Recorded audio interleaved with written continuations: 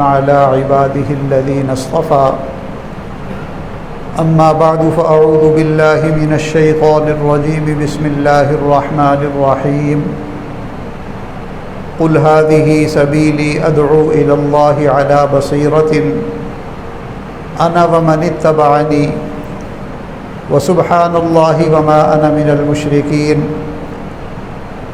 سبحان ربك رب العزة عما يصفون وسلام على المرسلين والحمد لله رب العالمين اللهم صل على سيدنا محمد وعلى آل سيدنا محمد وبارك وسلم اللهم صل على سيدنا محمد وعلى آل سيدنا محمد وبارك وسلم۔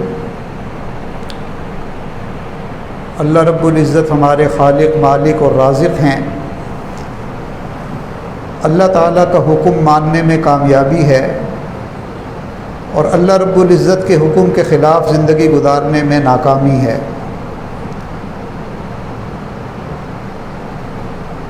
انسان کے ایمان کی بنیاد کلمہ طیبہ ہے، لا الہ الا اللہ کا یقین دل میں پیدا کرنا۔ اس کے یقین کا مطلب کیا کہ جو کچھ بھی ہوتا ہے وہ اللہ تعالیٰ کے حکم سے ہوتا ہے۔ اللہ تعالیٰ کی ذات سب کچھ کرنے پر قادر ہے۔ اللہ کے حکم کے بغیر ساری مخلوق مل کر کچھ کرنا چاہے وہ نہیں کر سکتی۔ اللہ تعالیٰ خالق بھی ہیں، مالک بھی ہیں، رازق بھی ہیں۔ عزت اور ذلت بھی اللہ کے ہاتھ میں ہے۔ زندگی، موت، صحت، بیماری سب کچھ اللہ تعالیٰ کے قبضہ قدرت میں ہے۔ لہٰذا ہمیں ہر حال میں اللہ رب العزت کو ماننا ہے اور اللہ تعالیٰ کی مان کر زندگی گزارنی ہے۔ اس بات کو سمجھانے کے لیے اللہ تعالیٰ نے دنیا کے اندر انبیاء کو بھیجا۔ اللہ کے نبی معجزات لے کر آئے، بعض انبیاء کتابیں لے کر آئے اور انہوں نے آ کر لوگوں کو یہی بات سمجھائی کہ لا الہ الا اللہ کا یقین اپنے دل میں پیدا کرو۔ اگر اللہ تعالیٰ کی قدرت اور اللہ تعالیٰ کی طاقت اور قوت تمہارے ساتھ ہو گئی تو دنیا میں بھی تم غالب رہو گے، دنیا میں بھی تمہیں فلاح ملے گی اور آخرت کی عزتیں اور کامیابیاں بھی تمہیں اسی کلمے کی بنیاد پر ملیں گی۔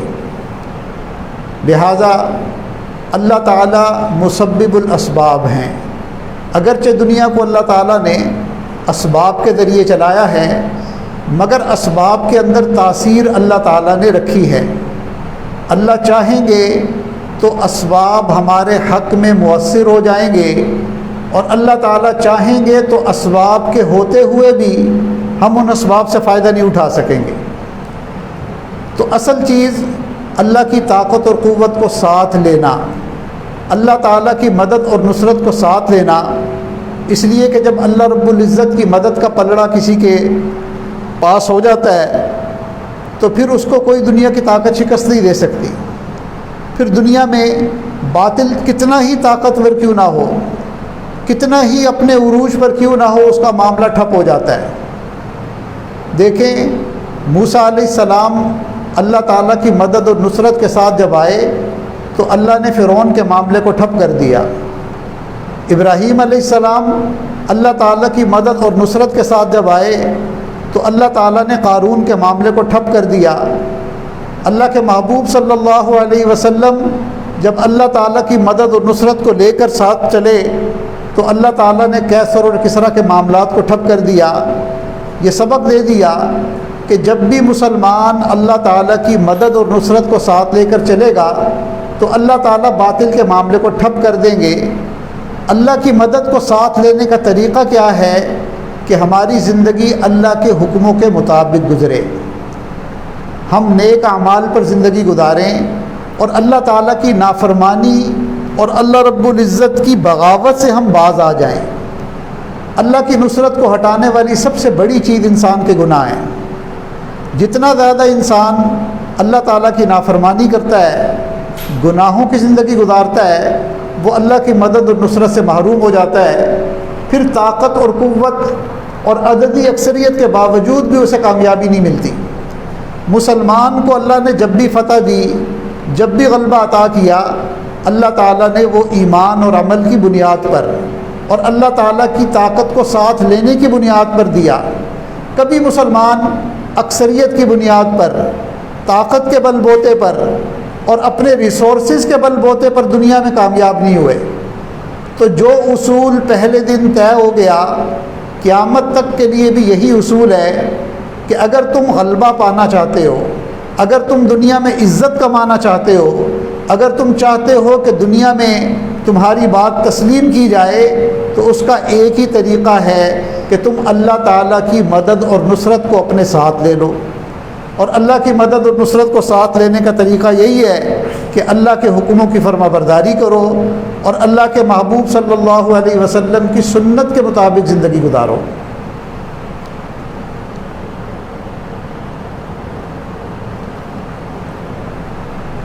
دیکھیں، ہم لوگ نبی آخر الزمان صلی اللہ علیہ وسلم کی امت ہیں۔ ہماری دو ذمہ داریاں ہیں کہ ہم خود بھی اللہ کے حکموں کی پابندی کریں، اور ہماری ذمہ داری یہ بھی ہے کہ ہم اللہ تعالیٰ کا یہ پیغام ہر بندے تک پہنچائیں، اقوام تک پہنچائیں، افراد تک پہنچائیں۔ اپنے اپنے حلقہ احباب کے اندر ہم اس دعوت کو عام کریں۔ اس کی وجہ یہ کہ نبی علیہ الصلاۃ والسلام نے اللہ تعالیٰ کی طرف سے یہ پیغام دے دیا، قل ھذہ سبیلی ادعو الی اللہ۔ اے میرے محبوب صلی اللہ علیہ وسلم، آپ بتا دیجئے کہ یہ میرا راستہ ہے۔ ادعو الی اللہ، اللہ تعالیٰ کی طرف دعوت دینا، اللہ تعالیٰ کا تعارف کروا کر اللہ تعالیٰ سے ٹوٹے ہوئوں کو اللہ تعالیٰ سے جوڑنا، یہ کس کا راستہ ہے؟ یہ ہمارے آقا اور سردار جناب رسول اللہ صلی اللہ علیہ وسلم کا راستہ ہے۔ یہ ان کی زندگی کا مشن ہے، ان کی زندگی کا مقصد ہے۔ ادعو الی اللہ علی بصیرۃ، کہ بصیرت اور حکمت کے ساتھ لوگوں کو اللہ تعالیٰ کی طرف متوجہ کرنا، اللہ تعالیٰ کی طرف بلانا۔ انا ومن اتبعنی، نہ صرف یہ میرا راستہ ہے یعنی نبی علیہ السلام کا راستہ ہے، بلکہ فرمایا ومن اتبعنی، جو بھی میری اتباع کرے گا اس کا بھی یہی مقصد ہے، اس کا بھی یہی مشن ہے۔ اب انسان اس مشن کو اپنا مشن سمجھے یا نہ سمجھے، اس مقصد کو اپنا زندگی کا مقصد بنائے یا نہ بنائے، اللہ نے ہمارا یہ مقصد متعین کر دیا ہے۔ ہماری زندگی کا مقصد یہی ہے، میری زندگی کا مقصد تیرے دین کی سرفرازی، میں اسی لیے مسلمان، میں اسی لیے نمازی۔ یہ میرا آپ کا، ہر چھوٹے بڑے کا، امیر غریب، کالا گورا، عربی اجمی، ہم سب کا مقصد حیات یہی ہے۔ ادعو الی اللہ علی بصیرۃ انا ومن اتبعنی، چونکہ ہمارے نبی علیہ السلام جو نبی خاتم النبیین بن کر تشریف لائے، ان کے بعد اب قیامت تک کوئی نبی نہیں آئے گا۔ یہ سیدھی سادی باتیں ہیں، کوئی اس میں کوئی فلسفہ نہیں ہے کہ جس کو سمجھانے کے لیے کوئی بہت زیادہ کسی فلسفے کی ضرورت پڑے۔ بھئی پہلے جب لوگوں میں گمراہی پھیلتی تھی، اللہ کسی نبی کو بھیج دیتے تھے، نبی آ کر محنت فرماتے تھے اور دوبارہ سے امت جو ہے وہ ہدایت پر کھڑی ہو جاتی تھی۔ اب جب قیامت تک کسی نبی نے آنا ہی نہیں، تو لا محالہ کسی نہ کسی نے تو یہ کام کرنا تھا، تو اللہ نے اپنے محبوب صلی اللہ علیہ وسلم کی امت کو اس کام کے لیے منتخب کر لیا۔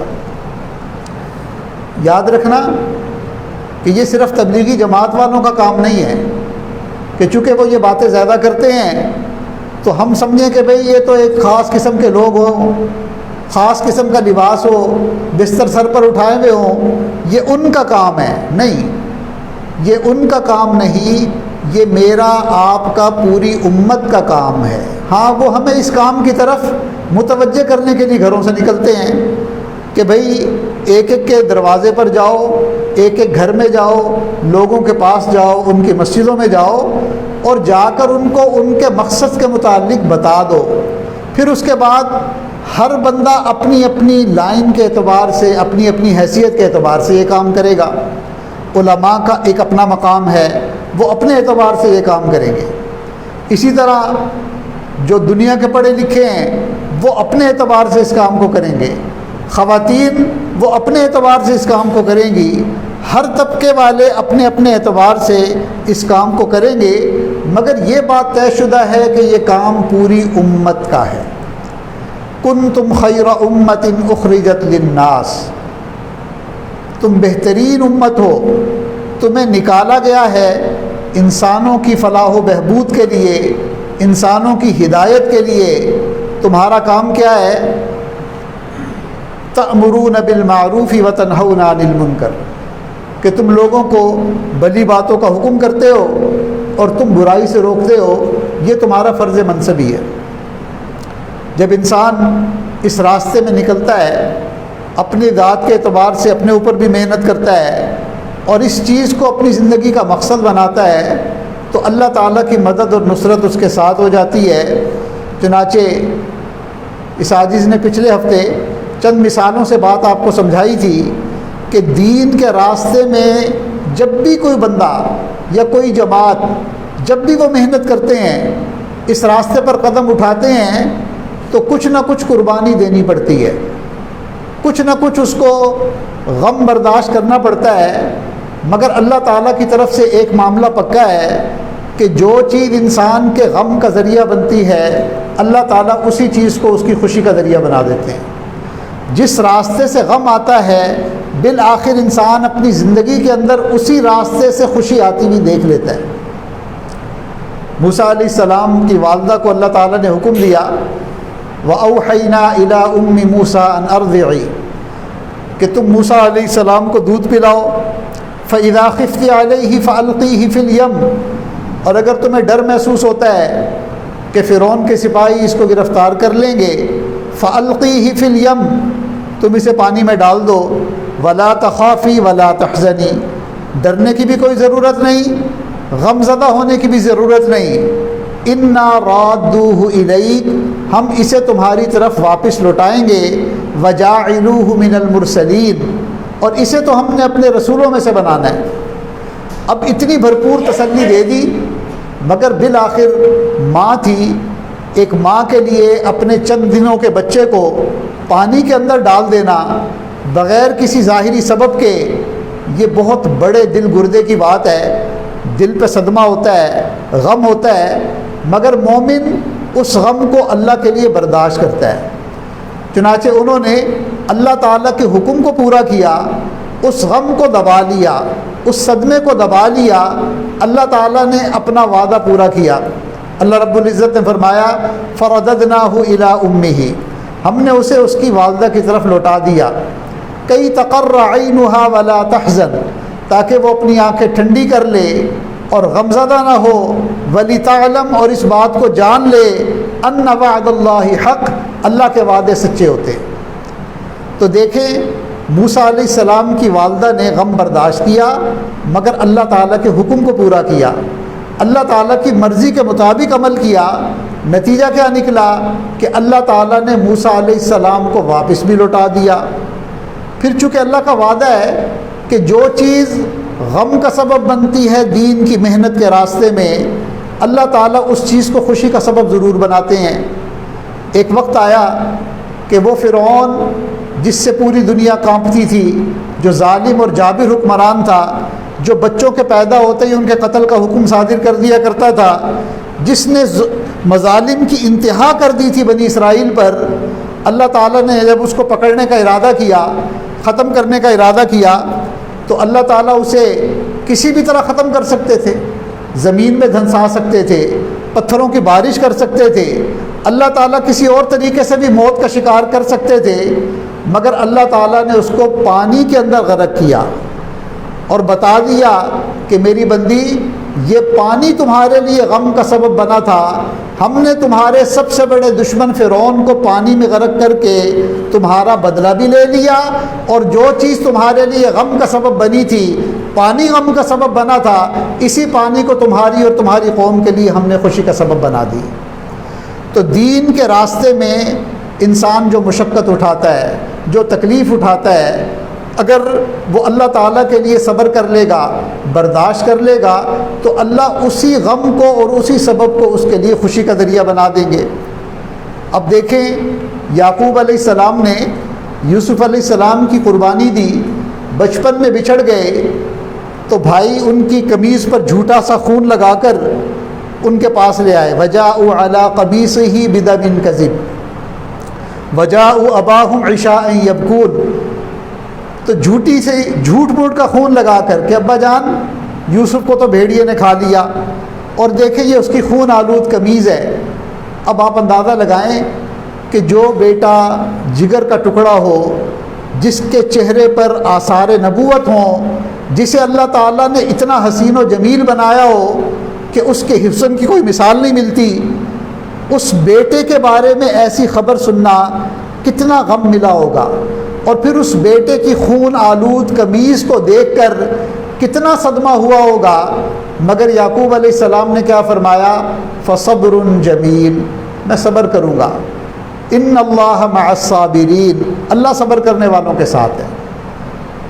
بالآخر ایک وقت آیا کہ یوسف علیہ السلام کو اللہ تعالیٰ نے بادشاہ بنا دیا، خزانے عطا کر دیے، اور وہ بھائی جنہوں نے ان کو کنویں میں ڈالا تھا وہ فقیر بن کر، بھکاری بن کر ان کے سامنے کھڑے ہو گئے اور کہنے لگے یا ایھا العزیز، اے عزیز مصر، مسنا و اہلنا الضر، ہمیں اور ہمارے گھر والوں کو تنگ دستی نے بے حال کر دیا. وجئنا ببضاعۃ مزجاۃ، اور ہم تو بہت تھوڑی سی پونجی لے کر آئے ہیں، ہمارے پاس پیسے بہت تھوڑے ہیں. فاوف لنا الکیل، مگر آپ سے ریکویسٹ کرتے ہیں، درخواست کرتے ہیں کہ آپ مہربانی فرما کر ہمیں پورا ناپ تول دیجئے، غلہ پورا دے دیجئے. پیسے تھوڑے ہیں لیکن سامان پورا چاہتے ہیں. فاوف لنا الکیل، آپ ہمیں پورا تول دیجئے. وتصدق علینا، مہربانی کر ہم پر صدقہ خیرات کر دیں. ان اللہ یجزی المتصدقین، اللہ تعالیٰ صدقہ خیرات کرنے والوں کو جزا دیتے ہیں. اب اندازہ لگائیں کہ یوسف علیہ السلام کے یہ بھائی یہ عام لوگ نہیں تھے، یہ بھی اسی یعقوب علیہ السلام کی اولاد تھے جو اللہ کے برگزیدہ پیغمبر تھے. مگر چونکہ نیکی کے اوپر نہ جمے رہ سکے، غلطی کر بیٹھے، آج ان کو یہ ذلت برداشت کرنی پڑی. اس ذلت کی وجہ سے آج یہ دن دیکھنا پڑا کہ بھکاری بن کر اسی بھائی کے سامنے بھیک مانگ رہے ہیں جسے بچپن میں کنویں میں ڈال دیا تھا، اور نہیں جانتے تھے کہ یہ تخت پر بیٹھا ہوا تخت نشین جو نقاب لگائے بیٹھا ہے، یہ ہمارا وہی بھائی ہے جسے ہم نے اپنے ہاتھوں سے کنویں میں ڈال کر یہ سمجھا تھا کہ ہم نے اسے باپ کی نظروں سے دور کر دیا. آج یہ ہمارے سامنے بیٹھا ہوا ہے، اس بات سے واقف نہیں تھے. یوسف علیہ السلام کا دل پسیج گیا، ان کے دل میں رحم اور شفقت آ گئی کہ کچھ بھی ہے آخر میرے باپ شریک بھائی ہیں، ایسا نہ ہو کہ ان کو مزید شرمندگی برداشت کرنی پڑے. تو اب انہوں نے معاملے کو ذرا کھولنا مناسب سمجھا، پوچھ لیا ما فعلتم بیوسف، بھئی تم بتاؤ تم نے یوسف کے ساتھ کیا معاملہ کیا. اب جب انہوں نے دیکھا تو کہنے لگے انک لانت یوسف، آپ یوسف ہیں. قال انا یوسف وہذا اخی، یوسف علیہ السلام نے کہا ہاں میں یوسف ہوں اور یہ میرا بھائی بنیامین ہے. قد من اللہ علینا، تحقیق اللہ نے ہم پر احسان کیا.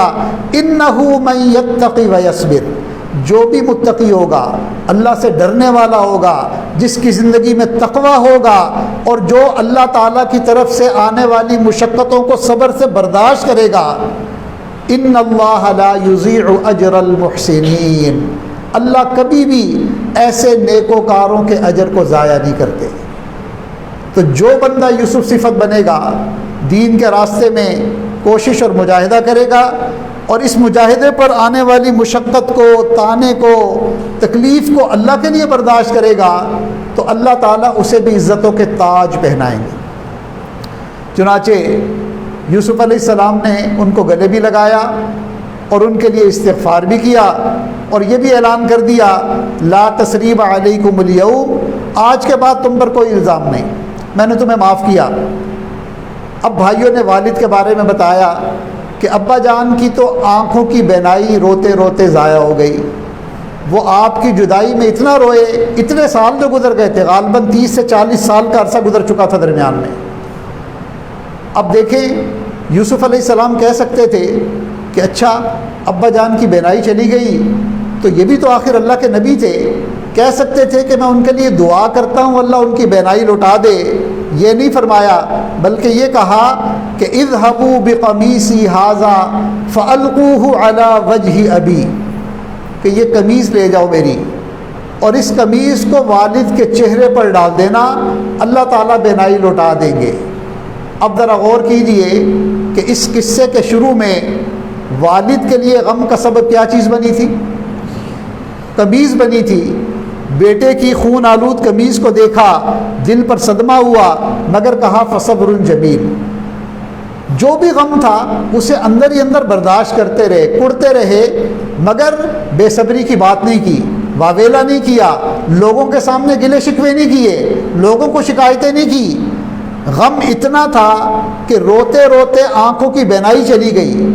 یہ غم ایک فطری چیز ہے، اس پر کسی کا کنٹرول نہیں، مگر غم کے موقع پر بے صبری کی باتیں کرنا یا ایسے اعمال کرنا جس سے یہ ظاہر ہو کہ یہ بندہ اللہ کی تقدیر پر راضی نہیں، اللہ تعالیٰ کے بارے میں اس کا توکل کمزور ہے، اس چیز کو شریعت نے منع کیا۔ یہ نہیں منع کیا کہ تم رو نہیں سکتے، اب غم ہے تو تم نے رونا بھی نہیں، بھئی رونا ہمارے اختیار میں ہی نہیں ہے۔ غم کو برداشت کرنا چاہیے، غم کو لوگوں کے سامنے بیان نہیں کرنا چاہیے۔ تو غم کا سبب چونکہ قمیص بنی تھی، اللہ تعالیٰ نے اسی قمیص کو ان کے لیے خوشی کا سبب بنایا۔ اب خوشخبری آ رہی ہے تو ساتھ یوسف علیہ السلام کی قمیص بھی آ رہی ہے، چنانچہ فَأَلْقَاهُ عَلَى وَجْهِهِ فَارْتَدَّ بَصِيرًا، قرآن یہ گواہی دے رہا ہے کہ جب اس قمیص کو ان کی آنکھوں پر چہرے پر ڈالا گیا، اللہ تعالیٰ نے ان کی بینائی ان کو واپس کر دی۔ تو دین کے راستے میں جو چیز غم کا سبب بنتی ہے، اگر انسان برداشت کرے، صبر کرے، تو اللہ تعالیٰ اسی کو اس کے لیے خوشی کا سبب بناتے ہیں۔ اسی چیز کی تربیت نبی علیہ السلام نے صحابہ کرام پر فرمائی، 10 سال تک صحابہ کا ایمان بنایا۔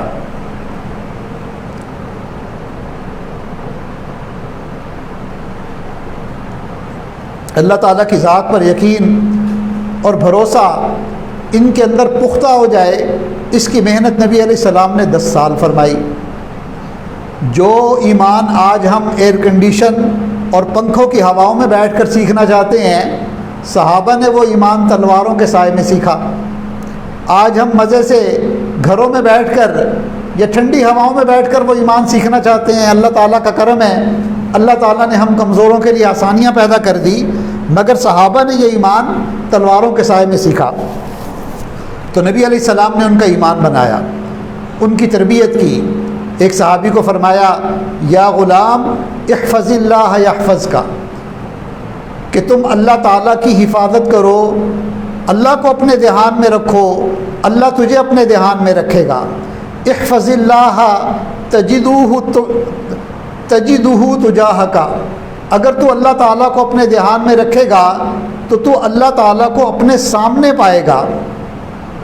وَإِذَا سَأَلَكَ فَاسْأَلِ اللَّهَ، جب تجھے کسی چیز کے بارے میں سوال کرنا ہو تو اللہ تعالیٰ سے سوال کر، مخلوق سے نہیں سوال کرنا، مخلوق کے سامنے ہاتھ نہیں پھیلانا۔ سوال کس سے کرنا ہے؟ اللہ تعالیٰ سے کرنا ہے۔ فَإِذَا اسْتَعَنْتَ فَاسْتَعِنْ بِاللَّهِ، اگر تمہیں مدد مانگنی ہے تو کس سے مانگنی ہے؟ اللہ تعالیٰ سے مانگنی ہے۔ اللہ تعالیٰ ہی مدد کرنے والے ہیں، اس لیے فرمایا کہ جان لو، اعلم ان الامت لو اجتمعت على ان ينفعك بشيء لم ينفعوك بشيء الا قد كتب الله لك، پوری امت جمع ہو جائے اس بات پر کہ وہ تمہیں نفع پہنچائیں، نفع نہیں پہنچا سکتے اگر اللہ تعالیٰ نہ چاہیں۔ تمہیں وہی ملے گا جو اللہ تعالیٰ نے تمہارے لیے لکھ دیا، اور ساری امت مل کر تمہیں نقصان پہنچانے پر تل جائے، وہ نقصان نہیں پہنچا سکتی الا قد کتب اللہ علیک، اگر اللہ نے فیصلہ کر لیا ہے نقصان پہنچانے کا تو تبھی نقصان ہوگا، ورنہ تمہیں نقصان نہیں ہوگا۔ تو دیکھیں صحابہ کو نبی علیہ السلام تربیت ان کی فرماتے تھے، اللہ کی ذات پر یقین پیدا کرتے تھے، اللہ سے مانگنے کا طریقہ اور سلیقہ سکھاتے تھے کہ تم نے سوال کرنا ہے تو اللہ سے سوال کرو، مدد مانگنی ہے تو اللہ سے مدد مانگو۔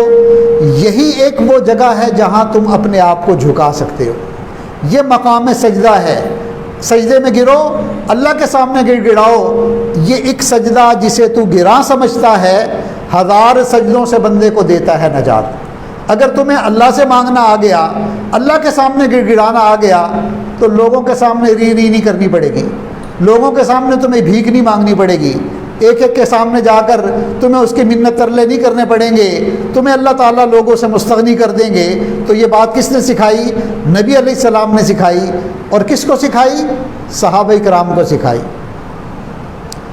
اب دیکھیں صحابہ کی زندگی میں مختلف حالات آئے۔ امن کے حالات میں نبی علیہ السلام نے سمجھا کر تربیت کی، مگر صحابہ کی زندگی میں جنگیں بھی آئی، ان جنگوں کے اندر بھی ان کو تربیت دی گئی، اس کے اندر بھی ان کو سکھایا گیا۔ چونکہ یہ دین قیامت تک آنے والے آخری شخص تک جو پہنچنا تھا، یہ صحابہ کے ذریعے پہنچنا تھا۔ صحابہ سب سے پہلا طبقہ تھا اس امت کا جس نے اس دین کو براہ راست اللہ کے محبوب سے لیا، قرآن کو نازل ہوتے ہوئے دیکھا، وحی کو اترتے ہوئے دیکھا، اللہ کے محبوب نے ان کی تربیت فرمائی، انہوں نے اس دین کو قیامت تک آنے والوں تک پہنچانا تھا، تو ان کی تربیت ہر طرح کے حالات میں ہوئی۔ امن کے حالات میں بھی تربیت ہوئی اور جنگوں کے حالات میں بھی تربیت ہوئی۔ اب ذرا غور کیجئے کہ ہر جنگ جو ہوئی صحابہ کے زمانے میں، اس کے پیچھے بھی کوئی نہ کوئی سبق تھا۔ تو فتح مکہ سے پہلے کی جو جنگیں ہوئی ان سب میں سبق، مثال کے طور پر جنگ بدر ہوئی تو اس کا سبق کیا تھا؟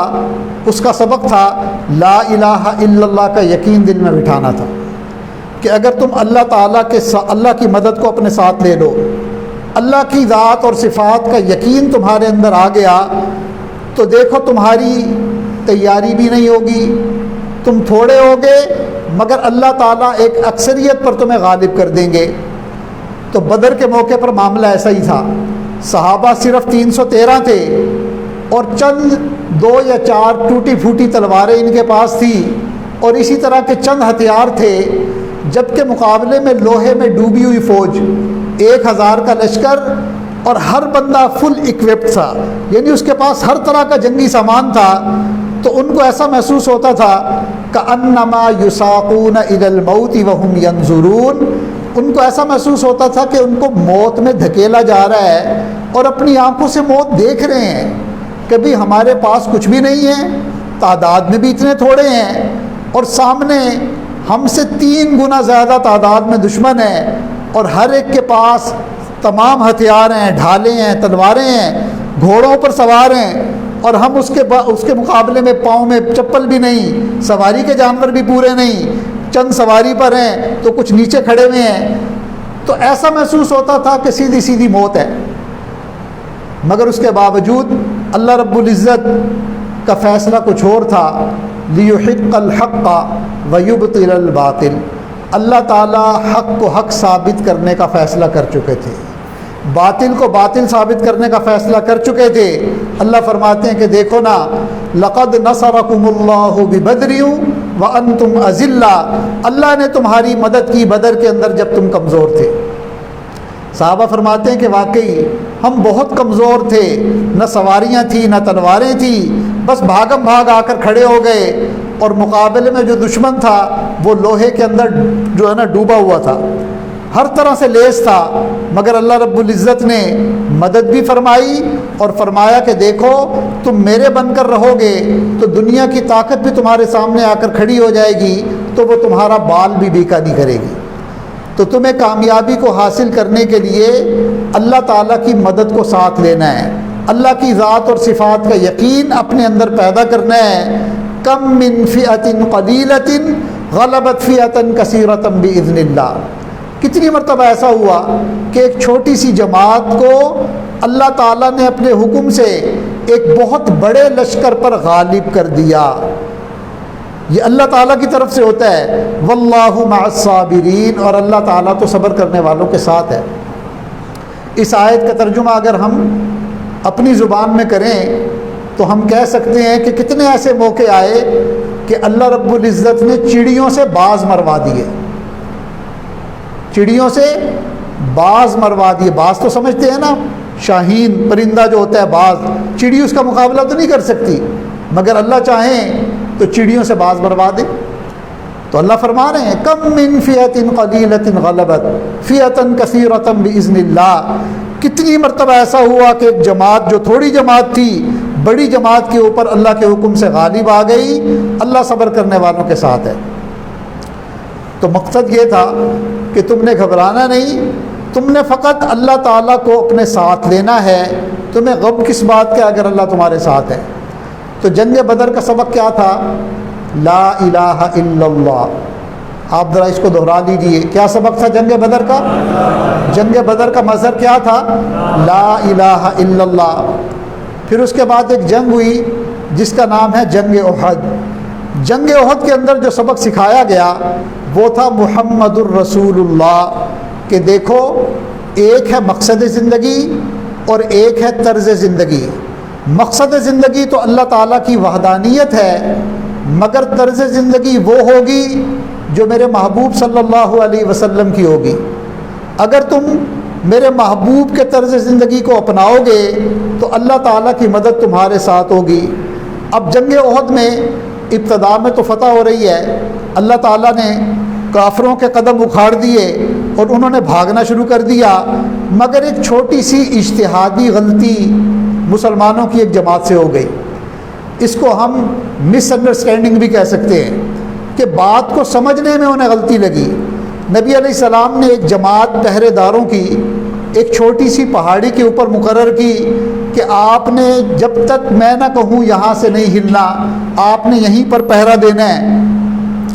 چنانچہ وہ اپنی جگہ پر جم گئے، مگر اللہ تعالیٰ نے مسلمانوں کو فتح عطا کرنی شروع کر دی اور کفار الٹے قدموں بھاگنا شروع ہو گئے، اور مسلمانوں کی جماعت نے ان کا مال غنیمت لوٹنا شروع کر دیا۔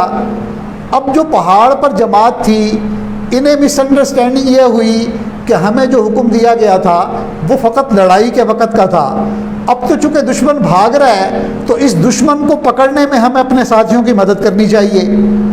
اس غلط فہمی کی وجہ سے کچھ لوگوں نے منع بھی کیا کہ نہیں بھائی، جب تک نبی علیہ السلام خود نہ حکم دے دیں اترنے کا تم نہ اترو، مگر آپس میں تھوڑی سی مس انڈرسٹینڈنگ ہوئی، وہ اتر آئے۔ نتیجہ کیا ہوا کہ خالد جو اس وقت تک مسلمان نہیں ہوئے تھے اور وہ لڑائی کے معاملات کے بڑے ماہر تھے، انہوں نے دور سے معاملہ بھانپ لیا کہ وہ جو پہرے داروں کی جماعت تھی اور اوپر کھڑی ہوئی تھی وہ نہیں ہے، تو وہ وہاں سے گھوم کر آئے اور انہوں نے پیچھے سے آ کر مسلمانوں پر حملہ کیا۔ ادھر سے خالد بن ولید نے پیچھے سے حملہ کیا۔ جب مسلمان واپس پلٹے تو آگے بھاگنے والے کافر جو ہیں انہوں نے بھی اپنا رخ پھیر لیا۔ مسلمان درمیان میں سینڈوچ بن گئے۔ اب جب درمیان میں پھنس گئے تو بڑا نقصان بھی اٹھانا پڑا، بڑے بڑے صحابہ اس میں شہید ہوئے۔ اب یہ جو نقصان ہوا تو یہ کس وجہ سے ہوا کہ تم نے میرے محبوب کی بات کو نہیں مانا جیسے ماننا چاہیے تھا۔ تو فقط لا الہ الا اللہ بھی کافی نہیں ہے۔ لا الہ الا اللہ مقصد زندگی ہے، مگر طرز زندگی کیا ہے؟ محمد الرسول اللہ۔ جب تک طرز زندگی میرے محبوب کے مطابق نہیں ہوگا، جب تک تمہاری زندگی میں میرے محبوب کی سنت نہیں ہوگی، تب تک تمہیں پورا فائدہ نہیں ہوگا۔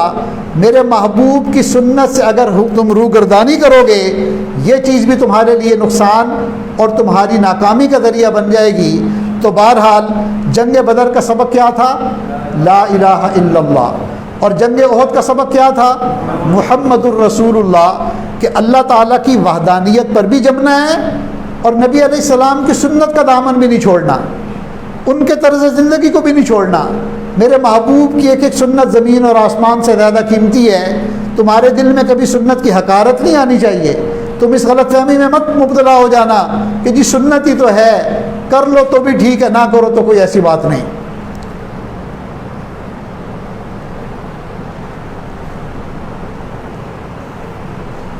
پھر اس کے بعد غزوہ خندق ہوئی۔ تو خندق میں سبق یہ سکھانا تھا کہ دیکھو اب ساری دنیا کے کافر جمع ہو کر آ رہے ہیں، چونکہ جنگ خندق میں کافروں نے علاقے کے اندر خوب چرچا کیا تھا، مختلف قبیلوں میں جا کر انہوں نے بندوں کی وصولی کی، لوگوں کو جنگ کے لیے آمادہ کیا، اور پھر ان کی ایسے لوگ بھی تھے جو مسلمانوں میں آ کر پروپیگنڈا کرنا شروع کر دیا انہوں نے۔ چنانچہ لوگ آ کر مسلمانوں کو کہتے تھے ان الناس قد جمعوا لکم فاخشوہم، کہ دیکھو وہ بہت بڑا لشکر بنا کر لوگ آ رہے ہیں، تمہیں ڈرنا چاہیے، فکر کرنی چاہیے۔ جیسے پہلے سے ایک فضا بنائی جاتی ہے تاکہ خوف کے اندر مبتلا ہو کر یہ ہتھیار ڈال دیں۔ تو مقصد یہ تھا کہ مکہ سے ایک اتحادی فوج آ رہی ہے تمہارے مقابلے پر، انہوں نے مختلف قبیلوں کے لوگ جمع کیے ہیں۔ ان الناس قد جمعوا لكم فاخشوهم، تو تمہارا کیا بنے گا؟ تمہیں تو ڈرنا چاہیے۔ اللہ نے سبق سکھا دیا کہ دیکھو اگر تم جنگ نہیں بھی کر سکتے، موقع پر تم لڑ نہیں سکتے، چونکہ وہ بہت زیادہ ہیں، تو ایک خندق بنا لی جائے۔ اس ایک خندق بنا کر صحابہ اس کے اندر معصور ہو گئے۔ اب انہوں نے جو یہ کر سکتے تھے وہ کیا، باقی کام اللہ تعالیٰ نے سنبھال لیا کہ دشمن اپنے پورے لاؤ لشکر کے ساتھ آیا اور اس نے آ کر گھیرا ڈال لیا۔ مگر ہوا کیا؟ اللہ تعالیٰ نے اتنی تیز آندھی چلا دی کہ اس آندھی کی وجہ سے انہیں بھاگتے ہی بن پڑی، چنانچہ وہ بھاگے۔ اللہ فرماتے ہیں وَرَدَّ اللَّهُ الَّذِينَ كَفَرُوا بِغَيْظِهِمْ، اللہ نے ان کافروں کو ان کے غیظ و غضب کے ساتھ واپس لوٹا دیا۔ لم ینالو، ان کے ہاتھ میں ٹھینگا بھی نہیں آیا، کچھ بھی نہیں ملا انہیں۔ بڑی تیاری کر کے آئے تھے، بڑا لوگوں کو جمع کر کے لائے تھے کہ جی ہم مسلمانوں کو شکست دے دیں گے، ہم ان کے شہر پر قبضہ کر لیں گے، ہم یہ کر لیں گے۔ لیکن نتیجہ کیا نکلا کہ انہیں واپس بھاگنا پڑا، انہیں وہاں سے جو ہے نا واپس جانا پڑا۔ اللہ فرما رہے ہیں وَرَدَّ اللَّهُ الَّذِينَ كَفَرُوا، اللہ نے ان کو ان کے غیظ و غضب سمیت واپس لوٹا دیا۔ لم ینالو، ان کے پلے کچھ بھی نہیں آیا۔ تو غزوہ خندق کا مظہر یہ تھا کہ مخلوق پر نظر مت رکھنا، ہماری مدد کے اوپر نظر رکھنا۔ مخلوق ساری بھی تمہاری مخالف ہو جائے، ہم اگر تمہارے ساتھ ہیں تو تمہیں کوئی پرواہ نہیں۔ کیا غم ہے کہ ہے ساری خدائی بھی مخالف، کیا غم ہے کہ ہے ساری خدائی بھی مخالف، کافی ہے اگر ایک خدا میرے لیے ہے۔ اگر ایک اللہ تعالی ہمارے ساتھ ہے تو ساری دنیا مل کر بھی ہمارا نقصان جو ہے نا وہ نہیں کر سکتی۔ پھر اس کے بعد صلح حدیبیہ ہوئی، تو صلح حدیبیہ میں بھی حکمت تھی۔ سبق یہ تھا کہ میرے بندوں، میدان کا ہاتھ میں آنا یا نہ آنا یہ کامیابی نہیں، میری تعلیمات پر عمل کرنا یہ اصل میں کامیابی ہوا کرتی ہے۔ تو صلح حدیبیہ میں ظاہراً تو میدان ہاتھ میں نہیں آیا، کافروں کی جو شرطیں تھیں وہ غالب تھی، اور مسلمانوں کو دب کر مغلوب ہو کر ان کی شرائط کو برداشت کرنا پڑا۔ چنانچہ کافر کہتے تھے کہ بھئی اگر کوئی کافر ہو کر آئے گا، یعنی مسلمانوں کا کوئی بندہ ہمارے پاس کافر ہو کر آئے گا ہم اسے واپس نہیں کریں گے، مگر ہمارا کوئی بندہ مسلمانوں کے پاس مسلمان ہو کر چلا گیا تو انہیں اسے واپس کرنا پڑے گا۔ تو بظاہر تو ایسا لگتا تھا کہ یہ ہارنے والی بات ہے، دب کر صلح کرنے والی بات ہے۔ چنانچہ حضرت عمر رضی اللہ تعالیٰ عنہ کی رگیں بھی پھڑک گئی، وہ بھی کہنے لگے اے اللہ کے رسول، اگر ہم حق پر ہیں تو ہم اتنا دب کر صلح کیوں کر رہے ہیں؟ تو نبی علیہ السلام نے تسلی دی کہ مجھے میرے اللہ نے پیغام پہنچا دیا ہے، انا فتحنا لک فتحا مبینا۔ بظاہر تمہیں دبنا نظر آ رہا ہے، بظاہر تمہیں اس معاہدے کے اندر، اس صلح کے اندر شکست نظر آ رہی ہے، مگر اللہ یہ تسلی دے چکے ہیں کہ یہ تمہارے لیے فتح مبین ثابت ہوگی۔ تو بتا دیا کہ اصل چیز اللہ کا حکم ہے، اصل چیز میدان کا اس موقع پر ہاتھ آنا یا میدان کا نکل جانا یہ اصل چیز نہیں ہے، بلکہ اصل چیز جو ہے وہ اللہ تعالیٰ کے حکم پر نظر رکھنا ہے۔ پھر غزوہ حنین میں بھی سبق سکھایا گیا کہ دیکھو اب تو تمہاری تعداد بہت بڑی ہے، اب تم کہتے ہو کہ ہم اتنے زیادہ ہیں کہ اتنے ہم کبھی بھی نہیں تھے۔ لقد نصرکم اللہ فی مواطن کثیرہ ویوم حنین اذ اعجبتکم کثرتکم، اللہ تعالیٰ نے بہت سے موقعوں پر تمہاری مدد کی، مگر حنین کے موقع پر تم اپنی کثرت کے عجوب میں مبتلا ہو گئے۔ صحابہ کے ذہن میں یہ بات آ گئی کہ اس وقت ہم جتنی زیادہ تعداد میں ہیں، حالانکہ عددی طور پر دشمن حنین کے موقع پر بھی زیادہ تھے، تعداد میں زیادہ تھے، لیکن صحابہ کی جو تعداد تھی وہ اگرچہ ان سے تو کم تھی لیکن باقی پچھلی جنگوں کے مقابلے میں زیادہ تھی۔ تو تھوڑا سا دل میں ذرا یہ بات آ گئی کہ بھئی اب تو جب ہم 313 تھے تو ہم نے 1000 کو بھگا دیا، اب تو ہم 1000 سے بھی زیادہ ہیں، اب تو ہم ان کا بہت اچھا مقابلہ کر لیں گے۔ تو اللہ تعالیٰ نے سبق دے دیا، چنانچہ مسلمان جو ہے ایک تنگ سی گھاٹی سے گزرنے لگے تو کافروں نے ان کو تیروں کے نشانوں پر رکھ لیا۔ نتیجہ کیا ہوا کہ بہت سے مسلمان واپس پلٹے اور انہوں نے میدان سے بھاگنا شروع کر دیا۔ نبی علیہ الصلوۃ والسلام اور سب چند صحابہ آپ کے ساتھ وہ اپنی جگہ پر جمے رہے۔ اللہ کے محبوب کھڑے ہیں اور فرما رہے ہیں انا النبی لا کذب انا ابن عبد المطلب، میں اللہ کا نبی ہوں، میں جھوٹا نبی نہیں ہوں، میں عبد المطلب کا بیٹا ہوں۔ چنانچہ صدیق اکبر اور صحابہ ساتھ تھے۔ پھر سیدنا عباس رضی اللہ تعالیٰ عنہ نے اعلان کیا کہ اے بیت رضوان کرنے والوں، اے اصحاب شجرہ، ان الفاظ کو سن کر حضرت عباس رضی اللہ تعالیٰ عنہ کو اللہ تعالیٰ نے بڑی اچھی اور اونچی آواز دی تھی۔ چنانچہ ان کی آواز میں ایسی تاثیر تھی کہ صحابہ جو میدان چھوڑ کر بھاگ رہے تھے، اور اللہ نے یہ سبق کس لیے دیا کہ تم نے اپنی کثرت پر عجب نہیں کرنا، واپس پلٹے، اور واپس پلٹ کر جب دوبارہ سے حملہ کیا تو بالآخر اللہ تعالیٰ نے فتح عطا کر دی، مگر ابتدا میں نقصان برداشت کرنا پڑا، قدم اکھڑ گئے، کچھ بھاگنا پڑا۔ اس کی وجہ کیا بنی کہ سبق دے دیا کہ کبھی بھی عجب میں مبتلا نہ ہونا، نخرے میں نہیں آنے کی ضرورت کہ جی ہمارے پاس تو ایٹم بم بھی ہے تو ہمارے پاس تو فلاں بھی ہے تو ہمارے پاس تو یہ بھی ہے۔ نہیں، ہم جب بھی فتح یاب ہوئے ہیں، جب بھی عزت کے فیصلے ہوئے ہیں، وہ اللہ کی مدد اور نصرت کے ساتھ ہوئے ہیں۔ ہمیں کبھی ہتھیاروں کے بل بوتے پر اللہ تعالیٰ نے فتح نہیں دی، کبھی طاقت کے بل بوتے پر فتح نہیں دی، تو اس لیے سبق دے دیا کہ تم نے اللہ تعالیٰ کی ذات پر بھروسہ کرنا ہے، اپنی کثرت پر ناز نہیں کرنا۔ تو صحابہ کا دور وہ ہماری زندگیوں کے لیے روشن مثال ہے۔ چنانچہ اللہ رب العزت نے صحابہ کے ہر عمل سے امت کو سکھا دیا۔ ایک مرتبہ نبی علیہ السلام نے چندے کی اپیل کی، ایک موقع ایسا آ گیا کہ عام اپیل کرنے کی ضرورت پڑ گئی، تو نبی علیہ السلام نے اعلان کیا، تو اللہ رب العزت نے دکھایا کہ دیکھو جیسے صحابہ کے اندر یہ مختلف طبقات ہیں، تو ہر زمانے میں امت میں اسی طرح تقسیم ہوگی، تو اپنا ہر بندہ اس میں سے اپنے لیے سبق تلاش کر سکتا ہے۔ جب نبی علیہ السلام نے اعلان کیا تو سیدنا صدیق اکبر اپنا سارے کا سارا گھر کا پورا سامان سمیٹ کر، حتیٰ کہ ایک سوئی بھی گھر میں نہیں چھوڑی، سب کا سب لا کر قدموں میں ڈھیر کر دیا کہ اللہ کے محبوب سب کچھ لے آیا ہوں، گھر والوں کے لیے اللہ اور اس کے رسول کو چھوڑ آیا ہوں۔ تو سبق دیا کہ امت میں کچھ ایسے اولو العزم لوگ بھی ہونے چاہیے، ایسے عزیمت والے لوگ بھی ہونے چاہیے جو اپنا تن من دھن اللہ کے دین کے لیے قربان کرنے پر تیار ہوں۔ اس کی مثال اگر دیکھنی ہے تو صدیق اکبر کی مثال۔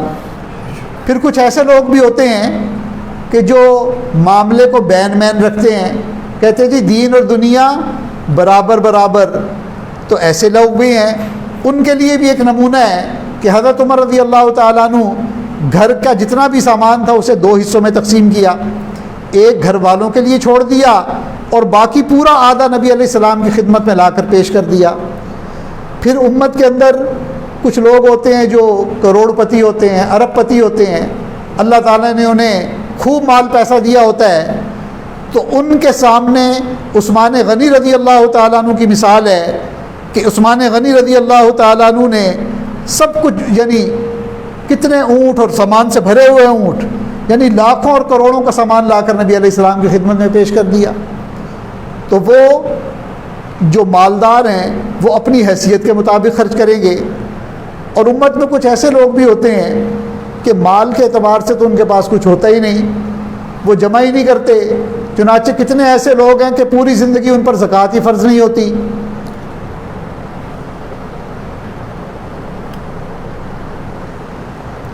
تو حضرت علی رضی اللہ تعالیٰ عنہ کی مثال ہمارے سامنے ہے کہ حضرت علی کا مزاج بھی یہی تھا کہ وہ کبھی اپنے پاس اتنا مال نہیں جمع ہونے دیتے تھے کہ زکوٰۃ دینے کی ضرورت پڑے۔ تو صحابہ کی زندگیوں کے اندر ہمارے لیے مثالیں موجود ہیں کہ ہم ان کی زندگی کے ہر لمحے سے، ہر موقع کے عمل سے اپنے لیے سبق سیکھ سکتے ہیں۔ پھر دیکھیں جو دور صدیقی تھا اس میں امت کو سکھایا گیا کہ اگر کسی کو اللہ تعالیٰ حکومت دیں تو فتنوں کا سد باب کیسے کرنا ہوتا ہے، فتنوں کا مقابلہ کیسے کرنا ہوتا ہے۔ چنانچہ حضرت صدیق اکبر رضی اللہ تعالیٰ عنہ، نبی علیہ السلام دنیا سے پردہ فرما گئے، تو یہ ایسا وقت تھا کہ جذبات کے اعتبار سے بھی اور دل پر غم بھی تھا. ایک ایسا لمحہ تھا کہ اس وقت بہت زیادہ امت کے اندر جوڑ کی ضرورت تھی، مگر نبی علیہ السلام اپنی زندگی میں ایک لشکر ترتیب دے گئے تھے اور حضرت اسامہ رضی اللہ تعالیٰ عنہ جو ہے اس لشکر کے امیر تھے. تو اب مشورہ یہ ہوا کہ ایسے موقع پر اس لشکر کو نہ بھیجا جائے، ایسا نہ ہو کہ کافر لوگ جو ہیں وہ فائدہ اٹھائیں اور مدینہ منورہ پر حملہ کر دیں. تو ایک رائے کا اختلاف پیدا ہوا، مگر صدیق اکبر جم گئے. انہوں نے کہا یہ ہو ہی نہیں سکتا کہ نبی علیہ السلام نے اپنے ہاتھوں سے جو لشکر تشکیل دیا میں اس کو روکوں. یعنی ایسا وقت تھا کہ سیدنا عمر فاروق رضی اللہ تعالیٰ عنہ، ان جیسا بہادر اور جری بندہ، وہ بھی حضرت صدیق اکبر کی خدمت میں آئے اور آ کر کہا کہ آپ جو ہے اس موقع پر اگر آپ تھوڑا سا انتظار فرما لیں. تو حضرت صدیق اکبر نے ان کو دھکا دیا اور دھکا دے کر کہا کہ عجب بار فی الجاہلیہ، کہ تم جاہلیت میں تو بڑے بہادر تھے اور اسلام میں آ کر اب تم کمزوری دکھا رہے ہو. تو حضرت عمر فرماتے ہیں کہ انہوں نے جب میرے سینے پر ہاتھ مارا تو میری آنکھیں بھی کھل گئی کہ اللہ تعالیٰ نے اس وقت استقامت کا پہاڑ صدیق اکبر کو بنایا ہے. چنانچہ ایسے اندرونی، یہاں تک حضرت صدیق اکبر نے کہا کہ دیکھو اگر کوئی کافر حملہ بھی کرتے ہیں اور وہ آ کر ہماری عورتوں کی لاشوں کو بھی گھسیٹیں گے تب بھی میں اس لشکر کو بھیجنے سے باز نہیں آؤں گا. اور بالآخر انہوں نے لشکر روانہ کیا. پھر ایک اور فتنہ پیدا ہوا. وہ فتنہ کیا تھا؟ مانعین زکوٰۃ کا فتنہ. یاد رکھیں یہ منکرین زکوٰۃ نہیں تھے، انہوں نے زکوٰۃ کا انکار نہیں کیا تھا. ایک ایسی جماعت تھی جنہوں نے کہا جی ہمارے علاقے میں زیادہ ضرورت ہے، ہم یہ زکوٰۃ مرکز میں بھیجنے کے بجائے یہیں تقسیم کریں گے. تو صدیق اکبر کھڑے ہو گئے، فرمایا کہ ہرگز ایسا نہیں ہو سکتا. نبی علیہ السلام نے جس چیز کی جو ترتیب بنائی ہے اسی ترتیب پر رہنا پڑے گا. نبی علیہ السلام کے زمانے میں اگر کوئی بندہ اپنے اونٹ کے ساتھ اس کی رسی بھی دیتا تھا، اب اگر وہ یہ کہے گا نا کہ یہ میں رسی نہیں دیتا تو میں اس کے خلاف بھی لشکر بھیجوں گا، میں اس کو بھی نہیں چھوڑوں گا. اس موقع پر حضرت عمر نے کہا تھا کہ دیکھیں وہ زکوٰۃ کا انکار تو نہیں کر رہے، وہ منکرین زکوٰۃ تو نہیں ہیں، مانعین یعنی وہ زکوٰۃ اپنی جگہ پہ تقسیم کرنا چاہتے ہیں. اس موقع پر حضرت صدیق اکبر نے ان کو کہا کہ تم کیسے بندے ہو کہ تم جہالت میں جاہلیت کے زمانے میں اتنے بہادر اور جری تھے اور اب کمزوری دکھا رہے ہو. تو ان مثالوں سے پتہ چلا کہ اندرونی طور پر اگر کوئی بندہ فتنے کا ذریعہ بن رہا ہے، کوئی جماعت فتنے کا ذریعہ بن رہی ہے، تو ان فتنوں کا مقابلہ کیسے کرنا ہے، اس مقابلے کو سیکھنا ہے تو تمہیں دور صدیقی کا مطالعہ کرنا پڑے گا. سیدنا صدیق اکبر رضی اللہ تعالیٰ عنہ کے زمانے کے اندر تمہیں دیکھنا پڑے گا کہ وہ کیسے استقامت کا پہاڑ بن کر اپنی جگہ پر اصولوں پر جم گئے اور اصولوں کو انہوں نے کیسے لاگو کیا. پھر دور فاروقی، اس کے اندر تعلیم یہ دی گئی کہ دیکھو بھائی اگرچہ فتوحات کے دروازے کھل رہے ہیں، اتنا مال آ رہا ہے کہ خزانے بھر گئے اور مدینہ میں زکوٰۃ لینے والا کوئی نہیں ملتا، ان تمام فتوحات کے باوجود تمسک بالکتاب تمہاری زندگی میں ہونا چاہیے. تمہیں اللہ کے کلام کے ساتھ اور نبی کے فرمان کے ساتھ جڑ کر رہنا چاہیے. تمہارا لائف سٹائل اب بدلنا نہیں چاہیے، تمہاری زندگی کی ترتیب وہی ہونی چاہیے. چنانچہ آپ دیکھیں کہ حضرت عمر رضی اللہ تعالیٰ عنہ بیت المقدس جا رہے ہیں تو کچھ صحابہ نے مشورہ دیا کہ حضرت وہاں نصرانی بھی ہوں گے، وہاں پہ یہودی بھی ہوں گے، تو آپ ذرا لباس اچھا پہن لیں، سواری اچھی لے لیں تاکہ ان پر روب پڑے. تو مشورے کی بات کو قبول کر لیا انہوں نے کہ اچھا لباس بھی پہن لیا، گھوڑے پر سوار بھی ہو گئے. مگر کچھ چلنے کے بعد دل میں آیا کہ نہیں، مجھے اپنی اصل پر رہنا چاہیے، یہ چیز میری فطرت اور مزاج کے خلاف ہے. میں جس انداز سے زندگی گزارتا ہوں مجھے اپنا وہ انداز نہیں چھوڑنا چاہیے. چنانچہ واپس پلٹے اور وہی پیون زدہ لباس پہنا، اونٹ پر سوار ہوئے. اور اللہ تعالیٰ کی شان دیکھیں کہ مسلمانوں کے خلیفہ کی جو نشانیاں ان کی کتابوں میں لکھی ہوئی تھی ان میں یہ چیزیں لکھی ہوئی تھی، مثلہم فی التوراۃ ومثلہم فی الانجیل. ان نشانیوں کو دیکھ کر انہوں نے بغیر لڑے بیت المقدس کی چابیاں ان کے حوالے کر دی. تو بتا دیا کہ فتوحات کے زمانے میں مال بھی آ رہا ہے، پیسہ بھی آ رہا ہے، مگر تمہیں تمسک بالکتاب نہیں چھوڑنا، تمہیں اپنی اصل کو نہیں بھولنا، تمہیں نبی علیہ الصلوۃ والسلام کے فرمان کے ساتھ اپنی زندگی گزارنی ہے۔ پھر دور عثمانی جب شروع ہوا تو اس میں بھی امت کو سبق دیا گیا کہ اختلاف کی شکل میں بھی تحمل اور برداشت پیدا کرو۔ عثمان غنی رضی اللہ تعالیٰ عنہ کا صبر اور برداشت یہ امت کے لیے ایک روشن مثال ہے۔ اب دیکھیں امت میں کچھ لوگ ہیں کہ وہ قرآن اور حدیث پر اعتماد کرنے کے بجائے تاریخ پر اعتماد زیادہ کرتے ہیں کہ جی تاریخ میں یہ لکھا ہوا ہے اور تاریخ میں وہ لکھا ہوا ہے۔ تو کچھ لوگ صحابہ کی زندگیوں کو تاریخ کے آئینے میں دیکھتے ہیں، جبکہ ہم لوگ صحابہ کی زندگیوں کو قرآن اور حدیث کے آئینے میں دیکھتے ہیں۔ سمجھ میں آ گئی بات؟ کچھ لوگ صحابہ کی زندگیوں کو تاریخ کے آئینے میں دیکھتے ہیں، جبکہ علماء حق نے ہمیں جو طرز سکھایا ہے کہ ہم صحابہ کی زندگیوں کو قرآن اور حدیث کے آئینے میں دیکھتے ہیں کہ قرآن صحابہ کے بارے میں کیا کہتا ہے، حدیث صحابہ کے بارے میں کیا کہتی ہے۔ چنانچہ جن لوگوں نے تاریخ کو بنیاد بنایا تو ان کو غلط فہمی لگ گئی، انہوں نے صحابہ کے بارے میں عجیب عجیب باتیں بھی لکھ دی۔ حضرت عثمان غنی رضی اللہ تعالیٰ عنہ کے بارے میں ایک بڑے علامہ صاحب نے لکھ دیا کہ آپ اپنے رشتہ داروں کو بڑی بڑی رقمیں ہدیے میں دیا کرتے تھے۔ اب ان کو یہ بات تو حیران کرتی ہے کہ جی مورخین نے لکھا ہے کہ یہ اپنے رشتہ داروں کو بڑے بڑے ہدیے دیا کرتے تھے، مگر ان کو تاریخ میں لکھی ہوئی یہ بات تو مل گئی، مگر اس کا بیک گراؤنڈ کیا تھا، اس کا مقصد کیا تھا، اس بات کو جو ہے نا وہ نہیں سمجھ سکے۔ اب جب بات کھلی گئی ہے تو ذرا اس کو بھی سن لیجئے کہ افریقہ میں ایک قوم تھی بربر قوم، یہ بڑی ظالم قوم تھی۔ آج بھی آپ نے ایک لفظ سنا ہوگا بربریت، یعنی کوئی بندہ بہت ظالم ہو، کوئی بہت زیادہ یعنی وحشی قسم کا بندہ ہو تو اسے کہتے ہیں کہ یہ اس کے اندر تو بڑی بربریت ہے۔ تو اصل میں یہ ایک افریقہ کی قوم تھی جو بربر قوم تھی۔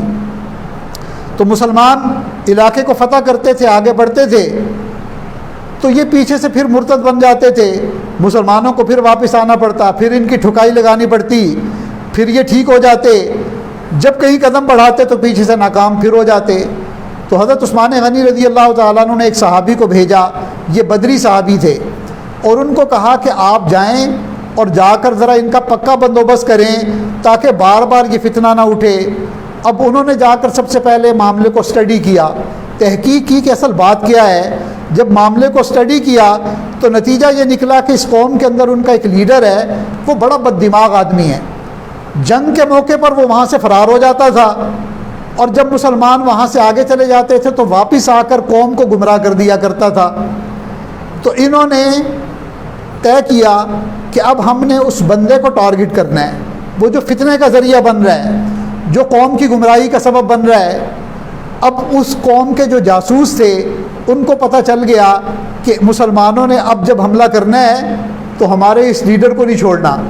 تو اس لیڈر نے کیا مکر کیا کہ اس نے اعلان کروا دیا کہ جو مسلمانوں کے امیر لشکر کا سر لے کر آئے گا میں 1,00,000 دینار اس کو گفٹ دوں گا، انعام دوں گا۔ اب مسلمانوں کے جو جاسوس تھے انہوں نے ادھر یہ خبر پہنچا دی کہ جی دیکھیں کل جب مقابلہ ہوگا تو انہوں نے پوری قوم نے امیر کو ٹارگٹ کرنا ہے، امیر کو ضرور انہوں نے نشانہ بنانا ہے، تو اس لیے اب اس کا کوئی بندوبست ہونا چاہیے۔ تو جو امیر لشکر تھے انہوں نے اس کے مکر کا مقابلہ اس طرح کیا کہ انہوں نے بھی اناؤنس کر دیا کہ کل اس بد دماغ کا جو سر کاٹے گا میں اسے 1,00,000 جو ہے نا دینار دوں گا۔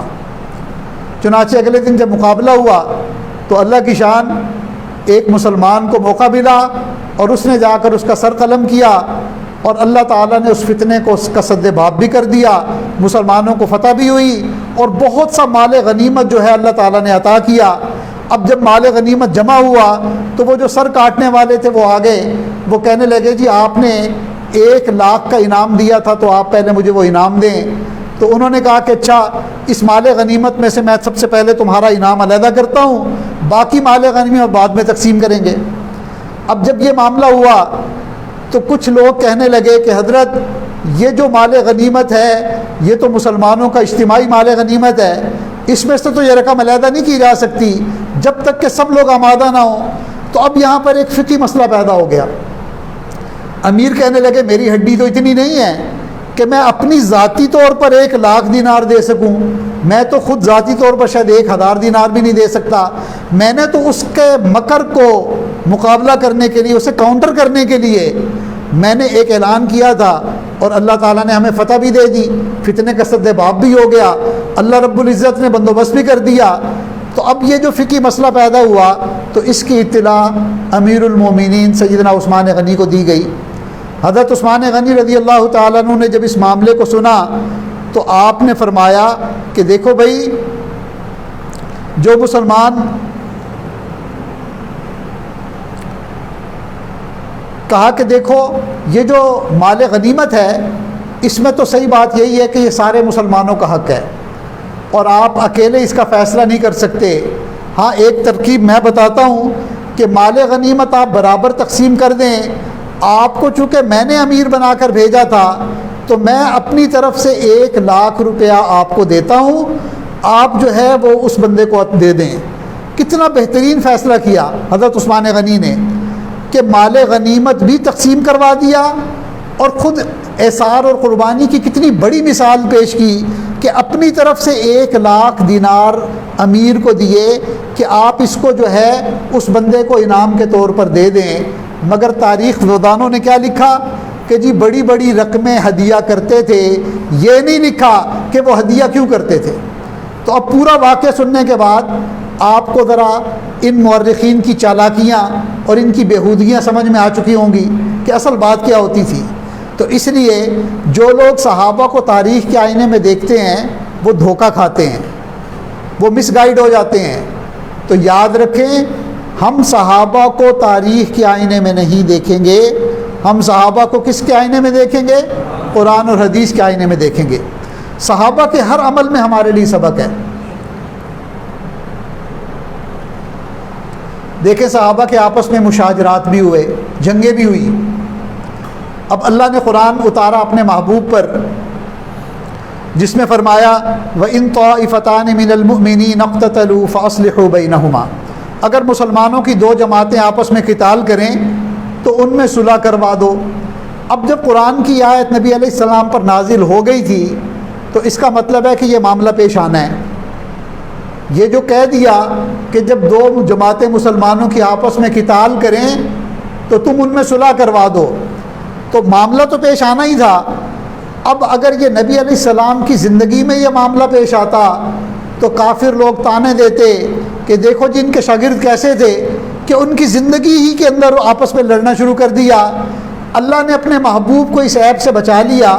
جب نبی علیہ السلام پردہ فرما گئے تو چونکہ اللہ نے قیامت تک آنے والی امت کو سبق دینا تھا کہ دو مسلمانوں کے گروہ جب آپس میں لڑتے ہیں تو اس لڑائی میں کیا ہونا چاہیے، اس وقت کے مسائل کیا ہیں، اس کا حل کیسے نکلنا چاہیے، تو صحابہ کے اندر آپس میں اختلاف اللہ نے ڈالا۔ دونوں طرف کے صحابہ مخلص تھے، دونوں طرف کے صحابہ حق پر تھے، مگر اجتہادی طور پر ایک جماعت یہ سمجھتی تھی کہ نہیں یہ ٹھیک ہے، دوسری جماعت سمجھتی تھی یہ ٹھیک ہے، تو آپس میں ان کو لڑایا گیا اور ان کو لڑا کر امت کے سامنے واضح کیا کہ اگر آپس میں دو مسلمانوں کی جماعتیں لڑیں تو صلح کیسے کروانی ہے، اس وقت کے مسائل کیا ہیں۔ اللہ تعالیٰ نے اس قربانی کے لیے بھی صحابہ کو منتخب کیا۔ چنانچہ ہم اس لیے صحابہ کے بارے میں ہمارا عقیدہ کیا ہے، صحابہ باہم جنگ بھی کریں تو وہ سعید ہیں، صحابہ باہم جنگ بھی کریں تو وہ سعید ہیں، ادھر کے بھی شہید ہیں ادھر کے بھی شہید ہیں۔ یہ اصول بنا لیجئے کہ صحابہ کی جو آپس کی جنگیں ہیں نا، ہم نہیں کہیں گے یہ صحیح تھے جی، وہ دونوں سعید ہیں، دونوں ہی ٹھیک تھے۔ بھئی یہ جنگ اس لیے ہوئی کہ اللہ قرآن میں آیت اتار چکے تھے، اس آیت کا مصداق اور مظہر بھی تو آخر کسی کو بنانا تھا نا، تو اس قربانی کے لیے بھی اللہ نے صحابہ ہی کو، کہ صحابہ کی زندگیوں میں جو اعتدال ہے، جو تقویٰ ہے، یہ جانتے ہیں کہ اختلاف کے اندر بھی کیسے ایک دوسرے کا احترام کرنا ہے، اختلاف کے موقع پر بھی کیسے ہم نے حق کو جو ہے نا وہ حق کے معاملہ کرنا ہے، زیادتی نہیں کرنی۔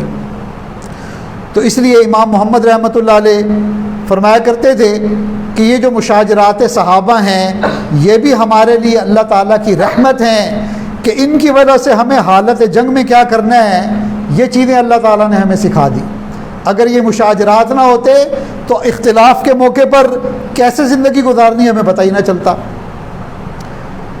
پھر دیکھیں ملک کے اندر ایک حزب اقتدار ہوتی ہے، ایک حزب اختلاف ہوتی ہے، تو حزب اقتدار کو کیسا رویہ رکھنا چاہیے حضرت علی رضی اللہ تعالیٰ عنہ کی مثال سے پتہ چل جائے گا، اور حزب اختلاف کو کیسے اپنا رویہ رکھنا چاہیے حضرت معاویہ رضی اللہ تعالیٰ عنہ سے پتہ چل جائے گا کہ باوجود اس کے پھر بتایا کہ دیکھیں اختلاف ہونا یہ ایک فطری چیز ہے۔ گھر میں دو بھائیوں میں اختلاف ہو جاتا ہے، باپ بیٹے میں اختلاف ہو جاتا ہے، گھر کے اندر جو ہے نا گھر کے افراد میں اختلاف ہو جاتا ہے، تو اختلاف کے اندر حق کو کیسے نبھانا ہے صحابہ کے ذریعے سکھایا۔ حزب اقتدار نے کیسا عمل کرنا ہے تو اہل اقتدار سامنے تھے، حزب اختلاف کو کیسے عمل کرنا ہے تو اس کے لیے بھی مثال۔ پھر کئی دفعہ ایک وقت ایسا آتا ہے کہ معاملہ نیشنل انٹرسٹ کا آ جاتا ہے، نیشنل بینیفٹ کا آ جاتا ہے، اس موقع پہ کیا کرنا ہے تو حضرت معاویہ کی مثال کہ کافروں نے حضرت معاویہ کو خط لکھا کہ ہمیں محسوس ہو رہا ہے کہ آپ کے ساتھ زیادتی ہو رہی ہے اور آپ کو جو ہے آپ کا مقام نہیں دیا جا رہا، اس لیے آپ ہمارے پاس آ جائیں، ہم آپ کو باوقار طریقے سے آپ کا مقام بھی دلائیں گے اور آپ کو عزت بھی دیں گے۔ تو دیکھیں اب جب معاملہ نیشنل انٹرسٹ کا آیا، اسٹریٹجی کا معاملہ آیا، تو حضرت معاویہ رضی اللہ تعالیٰ عنہ نے اس کو خط لکھا اور جواب میں لکھا، کہا کہ دیکھو رومی کتے یہ ہم دو بھائیوں کا معاملہ ہے۔ کیا خط لکھا؟ روم کی طرف سے خط آیا تھا کہ آپ کے ساتھ اگر زیادتی ہو رہی ہے نا تو ہم آپ کا ساتھ دیتے ہیں۔ جیسے آج بھی باہر سے لوگ اس قسم کے آفر کرتے ہیں نا، غدار بنا دیتے ہیں، تو حضرت معاویہ نے اس کو جواب کیا دیا کہ دیکھو بھائی رومی کتے یہ ہمارا آپس میں بھائیوں کا معاملہ ہے، یہ معاملہ ہم خود نبٹ لیں گے، یاد رکھنا اگر تو نے کبھی بری نظر سے میرے بھائی علی کی طرف دیکھا تو میں علی کی فوج کا سب سے پہلا سپاہی بن کر تیرے خلاف لڑوں گا۔ تو صحابہ کی ان اختلافات کے اندر بھی ہماری زندگی کے اندر سبق ہے ہمارے لیے کہ دیکھو اختلاف کے موقع پر کیا عمل کیسے کرنا ہے۔ پھر ایک بات اور سمجھ لیں، ایک علمی نکتہ ہے کہ ایک ہوتا ہے مزاج شریعت اور ایک ہوتا ہے حدود شریعت۔ مزاج شریعت کا نام تقویٰ ہے اور حدود شریعت کا نام فتویٰ ہے۔ تو بتا دیا اگر تم مزاج شریعت کو سیکھنا چاہتے ہو تو صدیقی اور فاروقی دور کو دیکھ لو، تمہیں اس کے اندر جا بجا تقوی کی مثالیں نظر آئیں گی، اور اگر تم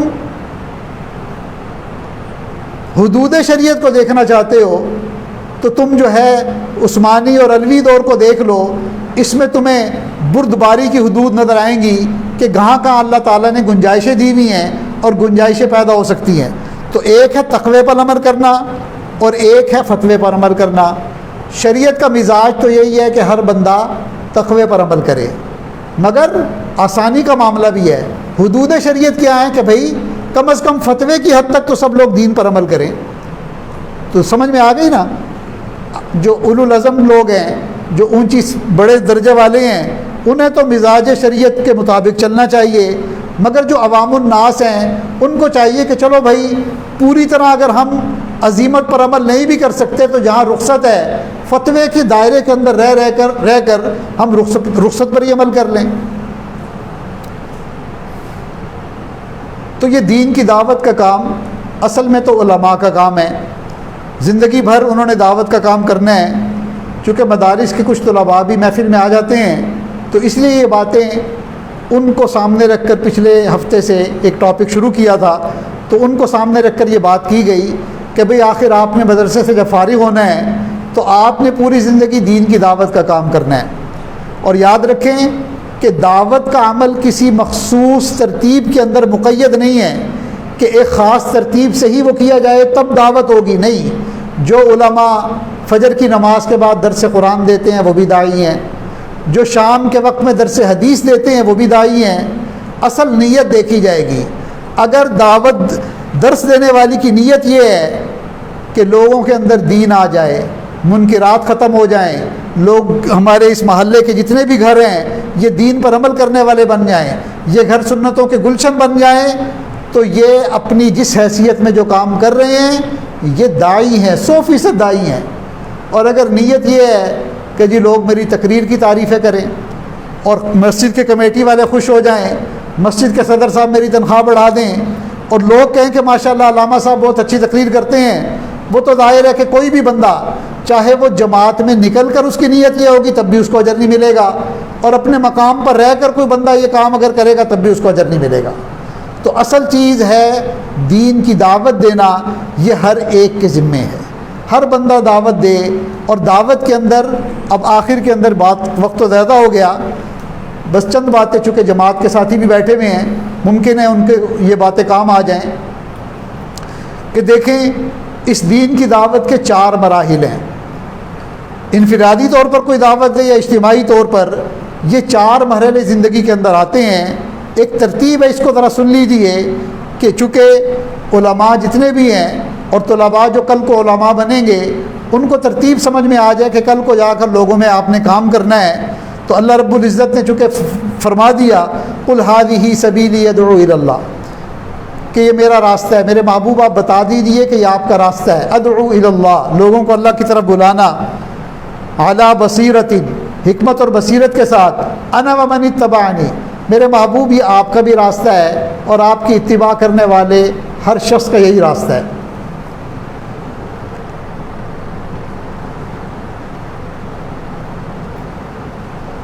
تو علماء اور طلباء چونکہ علوم نبوت کے وارث ہیں تو یہ ان کا فرض منصبی ہے، لہذا اس دعوت کے مراحل کو سیکھنا اور اس ترتیب کو ذہن میں رکھنا ضروری ہے۔ اس کی تفصیلات تو ذرا لمبی ہیں، وقت تھوڑا ہے، تو یہ آج مختصراً اس کی ترتیب بتا دیتا ہے کہ دیکھیں پہلا مرحلہ ہے وجود دعوت۔ سب سے پہلی چیز کیا ہے؟ وجود دعوت۔ اس کا مطلب کیا کہ دعوت ہمیں دینی پڑے گی، بے عمل کو عمل کی طرف، فاسق کو نیکی کی طرف اور کافر کو اسلام کی طرف، تو یہ سب دعوت ہے۔ تو سب سے پہلے قدم پر دعوت دینی ہے، اپنے اپنے حلقے میں، اپنے اپنے اس ظرف کے مطابق۔ تو دل میں غم لے کر، دین کا درد لے کر بات اگر کریں تو اس میں شفقت ہونی چاہیے، لہجے میں مٹھاس ہونی چاہیے، یہ نہیں کہ غصے میں آ جائیں، اوہو تم تو سبھی جہنمی ہو، تم نے تو جانا ہی جہنم میں ہے، نہیں مانو گے تو یہ ہو جائے گا وہ ہو جائے گا۔ دعوت دینے والا اس ڈھنگ سے دعوت دے کہ اپنے آپ کو بھی جماعت کا حصہ سمجھے، اپنے آپ کو بھی عام لوگوں میں سے ایک بندہ سمجھے۔ ومن احسن قولا ممن دعا الی اللہ وعمل صالحا وقال اننی من المسلمین، اس سے بہتر بات کس کی ہو سکتی ہے جو لوگوں کو اللہ تعالیٰ کی طرف بلائے اور کہے کہ میں بھی عام مسلمانوں میں سے ایک مسلمان ہوں۔ تو اس لیے جب آدمی اپنے آپ کو عام لوگوں میں سے ایک بندہ سمجھے گا تو اس کے دل میں درد بھی ہوگا، خیر خواہی بھی ہوگی، وہ سمجھے گا کہ بھائی یہ ہم سب کا مشترکہ مسئلہ ہے، جہنم سے بچنا، جنت میں جانا، اللہ تعالیٰ کو راضی کرنا، دنیا اور آخرت کی ذلت سے بچنا، یہ میرا بھی مسئلہ ہے، ان کا بھی مسئلہ ہے۔ تو اس کے لہجے میں پھر خیر خواہی ہوگی، مٹھاس ہوگی۔ اور اگر کوئی بندہ سمجھے گا جی میں تو بڑا متقی نیک پہنچا ہوا بندہ ہوں اور یہ سب فاسق فاجر ہیں اور میں نے ان کو راہ راست پر لانا ہے، تو پھر اس کے اندر ایک تنقید ہوگی اور اس کے اندر ایک غصہ ہوگا اور وہ سمجھ رہا ہوگا کہ بھائی بس میں تو ایک بہت بڑا اور نیک بندہ ہوں اور یہ سارے تو بے نمازی ہیں۔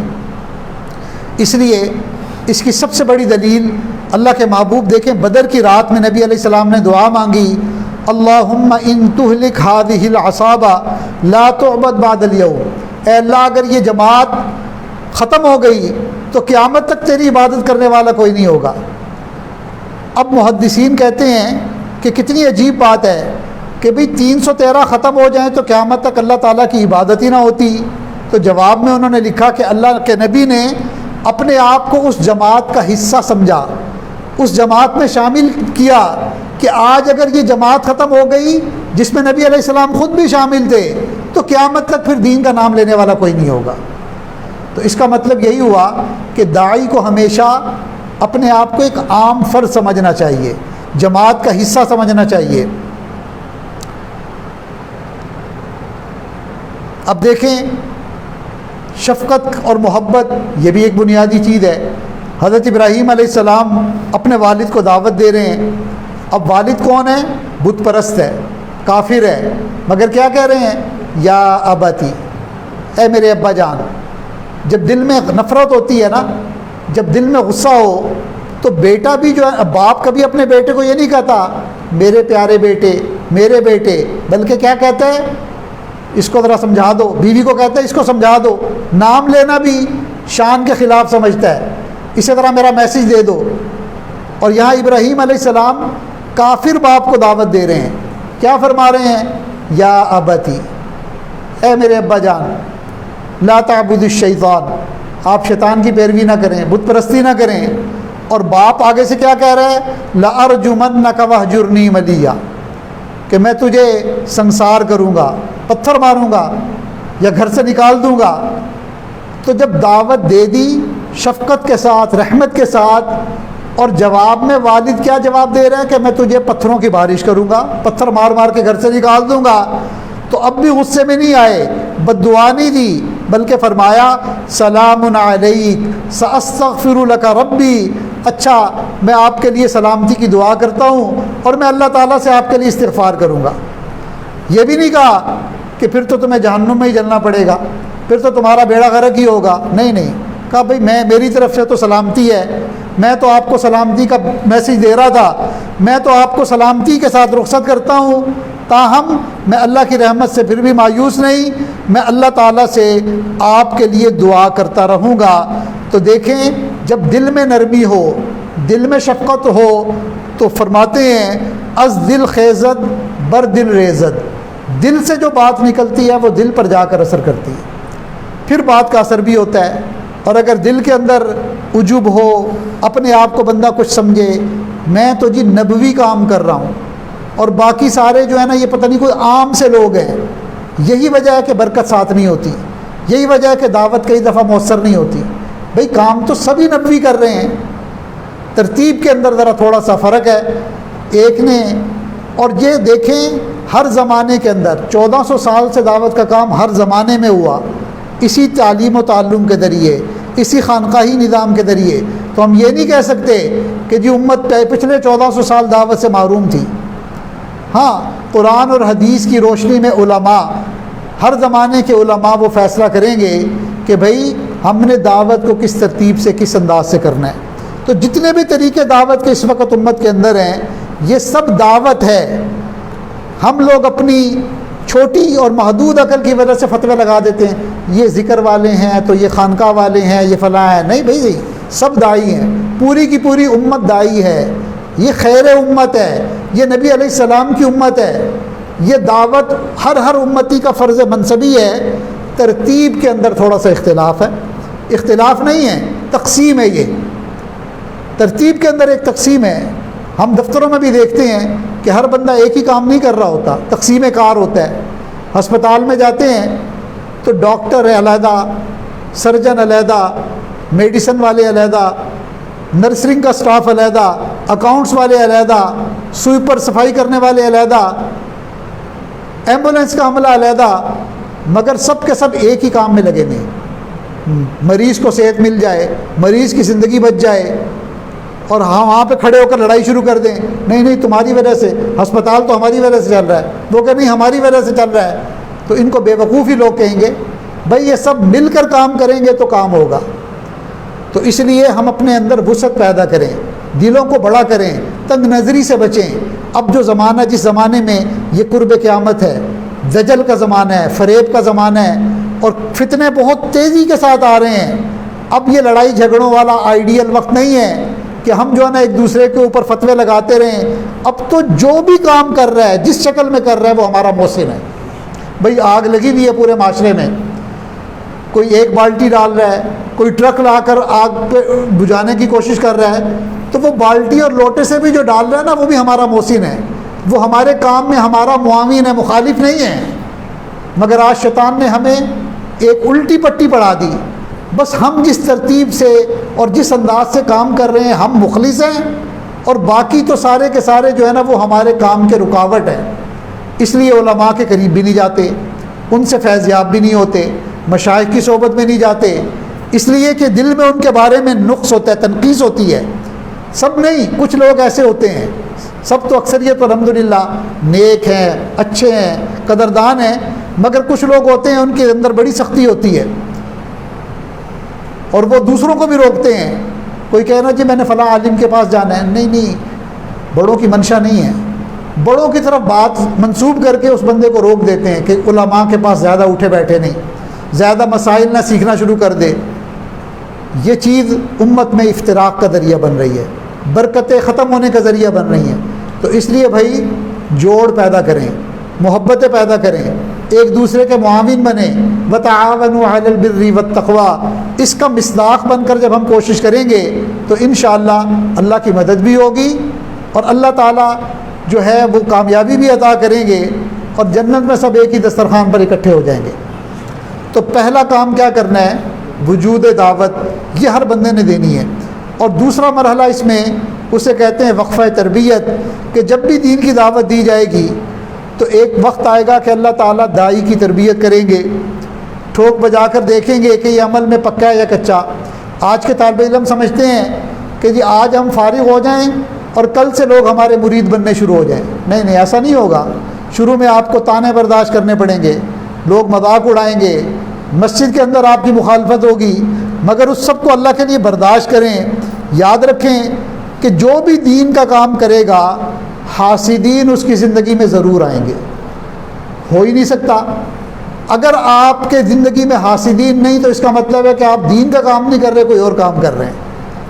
ہو کیسے سکتا ہے کہ کام ہم نبی علیہ السلام والا کریں اور حاسدین نہ ہو؟ یہ ہو نہیں سکتا۔ تو کئی دفعہ بندہ گھبرا جاتا ہے کہ جی میں تو بڑے اخلاص سے کام کر رہا ہوں، میں تو بڑے درد دل سے کام کر رہا ہوں، میں تو سب کا خیر خواہ ہوں، یہ حاسدین کہاں سے آ گئے؟ بھائی اس راستے کے اندر حاسدین بھی آئیں گے، مخالفین بھی ہوں گے۔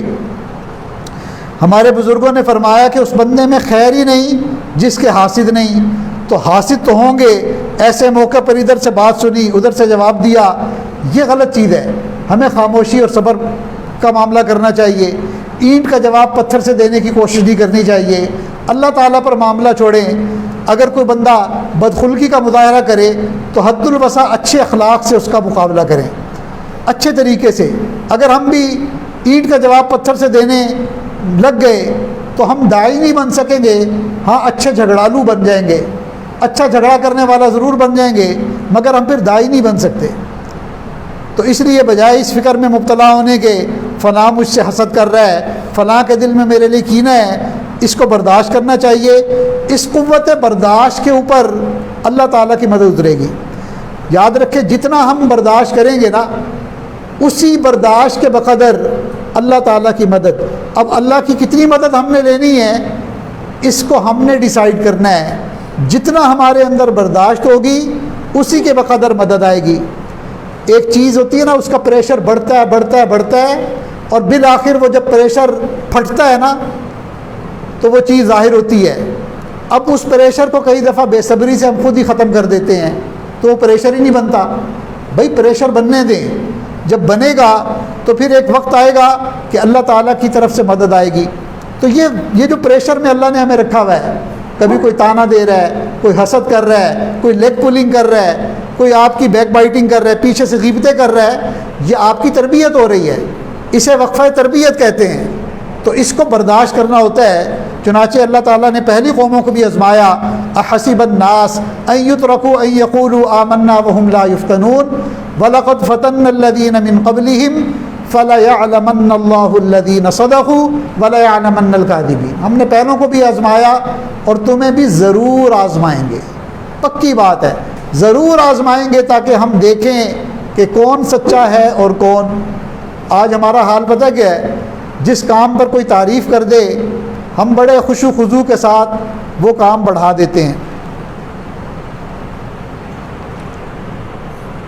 پانی ضائع نہ کرنا کسی طرح اس کو،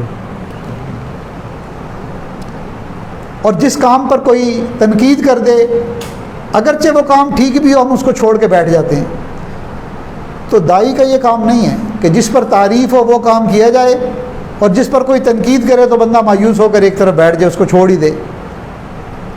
ہمیں کام اس طرح کرنا چاہیے کہ مدح اور ذم برابر ہو جائے، تعریف اور بد تعریفی ہمیں اس کی کوئی پرواہ نہ ہو۔ تعریف کوئی کر رہا ہے، اللہ کے دین کی تعریف ہے، اللہ تعالیٰ کی صفت ستاری کی تعریف ہے، اور اگر کوئی بد تعریفی کر رہا ہے تو بھائی ایک بندہ اگر مس انڈرسٹینڈنگ میں مبتلا ہے، جہالت ہے، تو اس کے لیے دعا کرنی چاہیے۔ تو اس لیے یہ وقفہ تربیت یہ ضرور آتا ہے۔ تیسرا مرحلہ اللہ تعالیٰ کی مدد اور نصرت کا ہوتا ہے کہ اللہ تعالیٰ کی مدد ایک وقت آتا ہے کہ شامل حال ہو جاتی ہے۔ جو بندہ صبر کے ساتھ کام میں لگا رہے، اللہ سے امید رکھے، تو اللہ ضرور خیر فرماتے ہیں۔ ہاں کئی دفعہ یہ وقفہ تربیت کچھ لمبا ہو جاتا ہے، اتنا لمبا ہو جاتا ہے کہ اللہ تعالیٰ نے قرآن میں فرمایا کہ پریشان ہو کر دائی کہہ دیتا ہے مستھم البأساء والضراء وزلزلوا حتى يقول الرسول والذین آمنوا معه متى نصر اللہ، کہ تنگی اتنی آتی ہے، پریشانی اتنی آتی ہے، تنقید اتنی برداشت کرنی پڑتی ہے کہ زبان سے نکل جاتا ہے متى نصر اللہ، بھئی اللہ کی نصرت کب آئے گی، اللہ کی مدد کب آئے گی؟ تو اللہ رب العزت فرماتے ہیں الا ان نصر اللہ قریب۔ اگر اللہ تعالیٰ سے جڑے رہو گے، اللہ تعالیٰ سے خیر کی امید رکھو گے، اللہ پہ توکل رکھو گے، تو یاد رکھو کہ اللہ کی مدد ان قریب آئے گی۔ اور کئی دفعہ حتی اذا استیأس الرسل وظنوا انہم قد کذبوا، کئی دفعہ تو داعی سمجھتا ہے کہ شاید میری دعوت کو جھٹلا دیا گیا، کوئی بات ہی نہیں سنتا، کوئی ساتھ ہی نہیں دیتا، کوئی میری پاس جو ہے نا میرے مشن میں شریک ہی نہیں بنتا، تو وہ یہ سمجھتا ہے کہ شاید مجھے جھٹلا دیا گیا، وہ سمجھتا ہے کہ شاید میں فیل ہو گیا۔ اللہ فرماتے ہیں جاءہم نصرنا، گھبرانے کی ضرورت نہیں، اس راستے میں اگر کوئی جمع رہے تو مدد ضرور اترتی ہے، مدد نے اترنا ہے، وہ ضرور آتی ہے، دیر ہو جائے وہ علیحدہ بات ہے، مگر یہ راستہ اللہ تعالیٰ کی مدد اور نصرت کو لینے کا ہے۔ تو جب اللہ تعالیٰ کی مدد اور نصرت آ جاتی ہے تو پھر چوتھا مرحلہ فیصلہ قدرت ہے، وقفہ تربیت۔ پہلا مرحلہ دعوت کا، وجود دعوت، دوسرا مرحلہ وقفہ تربیت، تیسرا مرحلہ اللہ تعالیٰ کی مدد اور نصرت۔ اور جب اللہ تعالیٰ کی مدد اور نصرت آ جاتی ہے پھر کسی مخالف کی مخالفت سے کچھ نہیں بنتا، پھر دشمنوں کی دشمنی کام نہیں آتی۔ پھر اللہ فرماتے ہیں اذا جاء نصر اللہ والفتح ورأیت الناس یدخلون فی دین اللہ افواجا، جب آ چکی اللہ کی مدد، آپ نے لوگوں کو اللہ کے دین میں جوق در جوق، فوج در فوج داخل ہوتے ہوئے دیکھ لیا۔ پھر لوگ فوج در فوج داخل ہوتے ہیں، پھر جماعتیں کی جماعتیں اللہ تعالیٰ کی دین کی طرف نکلتی ہیں۔ تو اس لیے انسان اس بات کو ذہن میں رکھے، جو طلباء پڑھ رہے ہیں وہ اس ترتیب کو اپنے ذہن میں بٹھا لیں، اور اس کے مطابق اپنی زندگی میں جو بھی مرحلہ آئے صبر اور شکر کے ساتھ اور اللہ تعالیٰ کے توکل کے ساتھ اس کو برداشت کریں گے، انشاءاللہ اللہ تعالیٰ ان سے اپنے دین کا کام لیں گے۔ اللہ تعالیٰ سے دعا ہے کہ اللہ تعالیٰ ہم سب کو اپنے دین پر عمل کرنے کی اور دین کی خدمت کے لیے قبول فرما لے۔ وآخر دعوانا ان الحمد للہ رب العالمین۔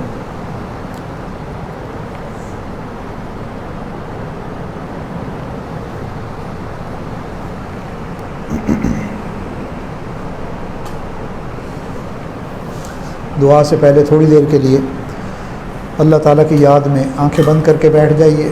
یہ تصور کیجیے کہ اللہ کی رحمت آ رہی ہے، میرے دل میں سما رہی ہے، دل کی ظلمت اور سیاہی دور ہو رہی ہے، اور میرا دل کہہ رہا ہے اللہ اللہ اللہ۔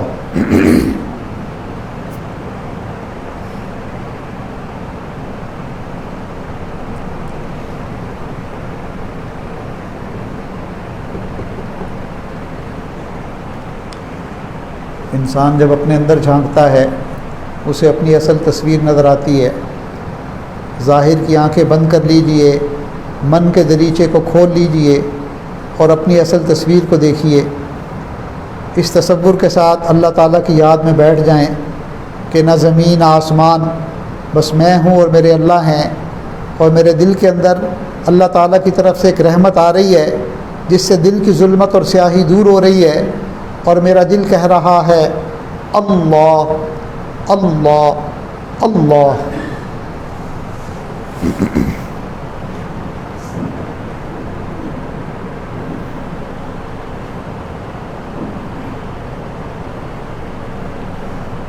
میں تیرے سامنے جھک رہا ہوں خدا، میں تیرے سامنے، میں تیرے سامنے جھک رہا ہوں خدا، میرا کوئی نہیں اللہ تیرے سوا، میں تیرے سامنے، میں تیرے سامنے جھک رہا ہوں خدا، میرا کوئی نہیں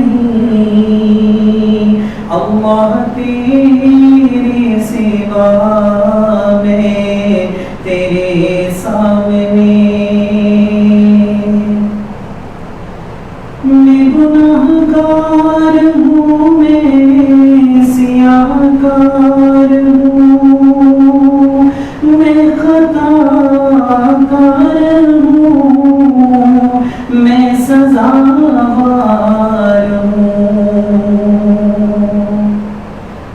میں گناہگار ہوں، میں سیاہ کار ہوں، میں خطا کار ہوں، میں سزاوار ہوں، میرے سجدوں میں تیری، میرے سجدوں میں تیری ہی حمد و ثنا، میرا کوئی نہیں اللہ تیرے سوا، میں تیرے سامنے، میری توبہ ہے توبہ ہے میری، مجھ گناہگار کو تو نہ دینا سزا،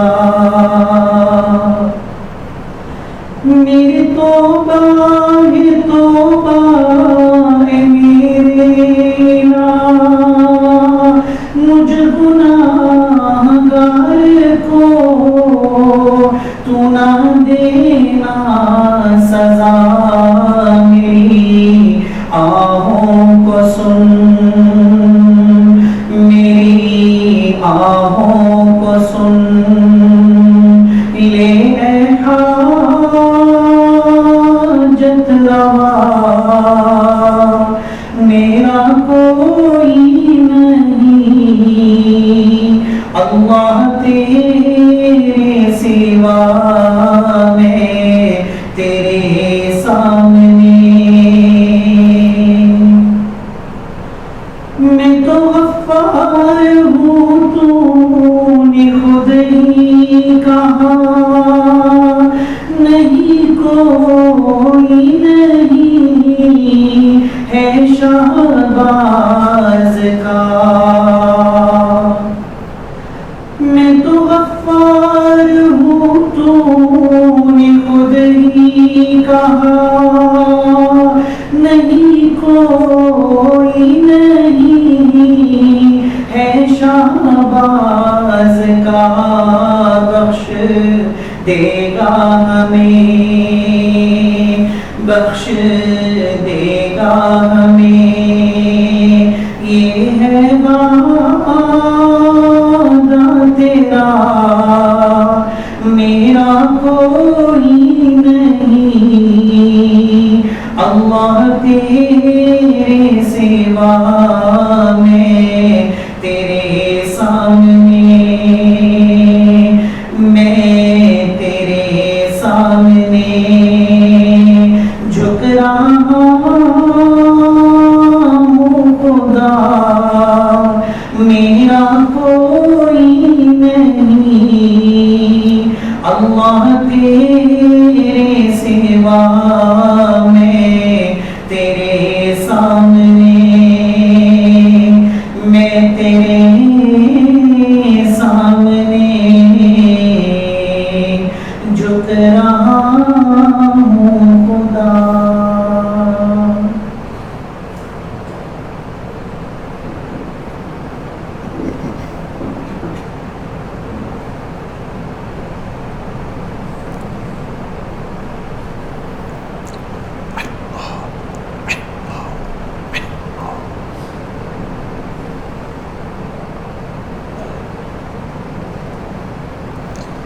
لا الہ الا اللہ محمد رسول اللہ۔ دعا کر لیجئے۔ دعا سے پہلے دل میں اپنی زندگی کے پچھلے سب گناہوں سے سچی پکی توبہ کی نیت کر لیجئے اور آئندہ نیکوکاری والی پرہیزگاری والی زندگی گزارنے کا عزم اور ارادہ کر لیں۔ جیسی نیت ہوتی ہے اللہ تعالیٰ کی طرف سے ویسی مراد مل جاتی ہے۔ الحمدللہ رب العالمین والعاقبۃ للمتقین والصلاة والسلام علی افضل الانبیاء والمرسلین یا اول الاولین یا آخر الآخرین یا راحم المساکین یا ارحم الراحمین یا حی یا قیوم برحمتک نستغیث۔ اے پروردگار عالم، ہم سب آپ کے عاجز اور مسکین بندے ہیں، آپ کے پیارے محبوب صلی اللہ علیہ وسلم کے کمزور امتی ہیں۔ اے اللہ، ہم اپنے گناہوں پر نادم اور شرمندہ ہیں، اور اے اللہ ہم اپنے گناہوں کی توبہ کی نیت سے سچی پکی توبہ کی نیت کرتے ہیں۔ اے اللہ آپ کرم فرما دیجئے، رحمت فرما دیجئے، ہماری نادانیوں کو معاف کر دیجئے، بھول چوک کو معاف کر دیجئے۔ اے اللہ جو گناہ ہم نے جان بوجھ کر کیے ان کو معاف فرما دیجئے، جو انجانے میں کیے ان گناہوں کو معاف کر دیجئے۔ اے اللہ جو گناہ ہمیں یاد ہیں ان کو بھی معاف فرما، جو ہم کر کے بھول چکے لیکن نامہ اعمال میں محفوظ ہیں، اے اللہ اپنی رحمت سے ہمارے بھولے ہوئے گناہوں کو معاف فرما۔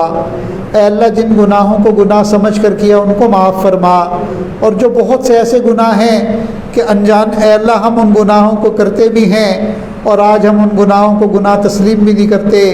میرے مالک ہماری ایسی چوری اور سینہ زوری کو معاف فرما، دوہرے جرم کو معاف فرما۔ اے اللہ اپنی رحمت کا معاملہ فرما، پروردگار گناہوں کی ذلت سے ہمیں محفوظ فرما۔ اے اللہ گناہوں کی ذلت سے محفوظ فرما، گناہوں کی ذلت سے محفوظ فرما، ہمیں طاعات کی عزت عطا فرما، نیکی کی عزت عطا فرما۔ اے اللہ ہم آج تک آپ کے حکموں کی نافرمانی کرتے رہے، ہمارے جرم عظیم کو معاف فرما۔ آپ کے محبوب کی سنتوں سے روگردانی کرتے رہے، ہمارے اس جرم عظیم کو معاف فرما۔ اے اللہ ہمارے ظاہر کو اپنے محبوب کی سنتوں سے سجا، ہمارے باطن کو اپنی معرفت کے نور سے منور فرما، ہمارے دلوں کو اپنی یاد سے آباد فرما۔ اے اللہ دل کی غفلت سے ہماری حفاظت فرما، دل کی غفلت کو دور فرما۔ اے اللہ گناہوں کی وجہ سے ہمارے دل مردہ ہوتے جا رہے ہیں، اے اللہ دل کی سختی مردہ ہونے کی طرف جا رہی ہے۔ پروردگار رحمت کا معاملہ فرما، کرم کا معاملہ فرما، دلوں کے مردہ ہونے سے ہماری حفاظت فرما۔ اے اللہ ہمارے دلوں کو زندہ فرما، اے اللہ دلوں کو زندہ فرما۔ آپ کی ایک نگاہ کی بات ہے، میری زندگی کا سوال ہے، اے اللہ اپنی نظر رحمت ڈال دیجئے، کرم کا معاملہ فرما دیجئے، اپنی رحمت اور کرم کے ساتھ اے اللہ ہماری بگڑی بنا دیجئے، اے اللہ ہماری بگڑی بنا دیجئے۔ اے پروردگار عالم ہم سب کو ہدایت عطا فرما، سیدھے راستے پر استقامت نصیب فرما۔ اے اللہ ہمیں ایمان حقیقی کی لذت نصیب فرما، ایمان حقیقی نصیب فرما، اپنی ذات اور صفات کا کامل یقین عطا فرما۔ اے اللہ اپنی رحمت کا معاملہ فرما، اے اللہ ہمیں اپنی طاقت کا یقین نصیب فرما، اپنے غلبے کا یقین نصیب فرما۔ اے اللہ اپنی مدد اور نصرت کے ساتھ ہونے کا یقین عطا فرما۔ اے میرے مالک یقین کی کمزوری کو دور فرما، یقین کی کمزوری کو دور فرما۔ پروردگار عالم ایمان کے نقص کو دور فرما۔ اے اللہ اپنی رحمت کا معاملہ فرما، اے اللہ اپنی رحمت کا معاملہ فرما۔ اے اللہ صحابہ نے آپ کے محبوب کی صحبت میں ایمان سیکھا تھا، صحابہ فرماتے تھے تعلمنا الایمان ثم تعلمنا القرآن۔ اے اللہ ہمیں بھی اپنی رحمت سے ایمان سیکھنے کی توفیق عطا فرما۔ اے اللہ آج ہم قرآن سیکھ لیتے ہیں، باتیں سیکھ لیتے ہیں اور ہمارے ایمان بہت کمزور ہیں۔ اے اللہ آپ کرم فرمائیے، رحمت کا معاملہ فرمائیے۔ اے اللہ اس زندگی کی مہلت سے فائدہ اٹھانے کی توفیق دے دیجئے اور ہمیں ایمان کامل کی نعمت عطا فرما، یقین صادق کی نعمت عطا فرما۔ اے اللہ اپنی ذات اور صفات کا کامل یقین نصیب فرما۔ اے اللہ ہمیں حضوری والی نماز پڑھنے کی توفیق عطا فرما، نماز کی حضوری نصیب فرما، سجدے کا سرور عطا فرما، رات کے آخری پہر کی مناجات کی لذت نصیب فرما، قرآن پاک کی تلاوت کا لطف عطا فرما۔ اے اللہ ہمیں اپنی رحمت اور کرم کے ساتھ اخلاق حمیدہ نصیب فرما، اخلاق محمدی کا نمونہ نصیب فرما۔ اے اللہ ہم سب کو اور ہماری اولادوں کو با ادب با نصیب بنا، بے ادب بد نصیب بننے سے ہماری حفاظت فرما۔ اے اللہ ہمیں اکرام مسلم کی توفیق عطا فرما، احترام انسانیت کی توفیق عطا فرما۔ اے اللہ اس وقت ہمارے ملک کے اندر بدتمیزی کا کلچر عام ہو رہا ہے، بد تہذیبی اور بد کلامی کا کلچر بہت عام ہو چکا ہے۔ اے اللہ چھوٹے اپنے بڑوں کا ادب بھولتے جا رہے ہیں اور لوگ بہت زیادہ زبان کے غلط استعمال میں مبتلا ہو چکے ہیں۔ اے اللہ شیطان نے اپنا وار کر دیا اور ہم شیطان کے وار کا شکار ہو چکے ہیں۔ اے اللہ اس وقت بدتمیزی کو بہت فخر کے ساتھ ایک خوبی سمجھا جاتا ہے، جو جتنا بدتمیز ہوتا ہے وہ اپنے آپ کو اتنا باکمال سمجھتا ہے۔ اے اللہ آپ کے محبوب نے تو ہمیں با ادب بننے کی تعلیم دی، با اخلاق بننے کی تعلیم دی۔ آپ کے محبوب نے تو ہمیں یہ بتایا کہ جو بڑوں کا ادب نہیں کرتا، چھوٹوں پر شفقت نہیں کرتا، علماء کی قدر نہیں کرتا، وہ میری امت میں سے نہیں۔ اے اللہ اپنی رحمت کا معاملہ فرما۔ اے اللہ ہماری بدتمیزیوں کو معاف فرما، بد کلامیوں کو معاف فرما، تکبر کو معاف فرما، خود پسندی کو معاف فرما۔ اے اللہ ہمیں اخلاص اور تواضع نصیب فرما۔ اے اللہ ہمیں زمین پر بندہ بن کر چلنے کی توفیق عطا فرما، ہمیں زمین کا بوجھ بننے سے محفوظ فرما۔ میرے مالک ہمیں زمین کا بوجھ بننے سے بچا۔ اے اللہ ایسا نہ ہو کہ ہم زمین پر قدم رکھتے ہوں اور زمین ہمیں یہ کہتی ہو کہ تم قبر کے اندر جب میرے پاس آؤ گے تو اس تکبر کا مزہ تمہیں چکھاؤں گی، اس تکبر کا مزہ تمہیں چکھاؤں گی، میں تنہائی کا گھر ہوں، میں کیڑے اور مکوڑوں کا گھر ہوں۔ اے اللہ اپنی رحمت کا معاملہ فرما، ہمیں زمین پر چلنے والا ایک محمدی امتی بنا، ایک عام انسان بنا۔ اے اللہ ہمیں متکبر بننے سے محفوظ فرما، بد اخلاق بننے سے محفوظ فرما۔ اے اللہ ہمیں بھی اخلاق عطا فرما۔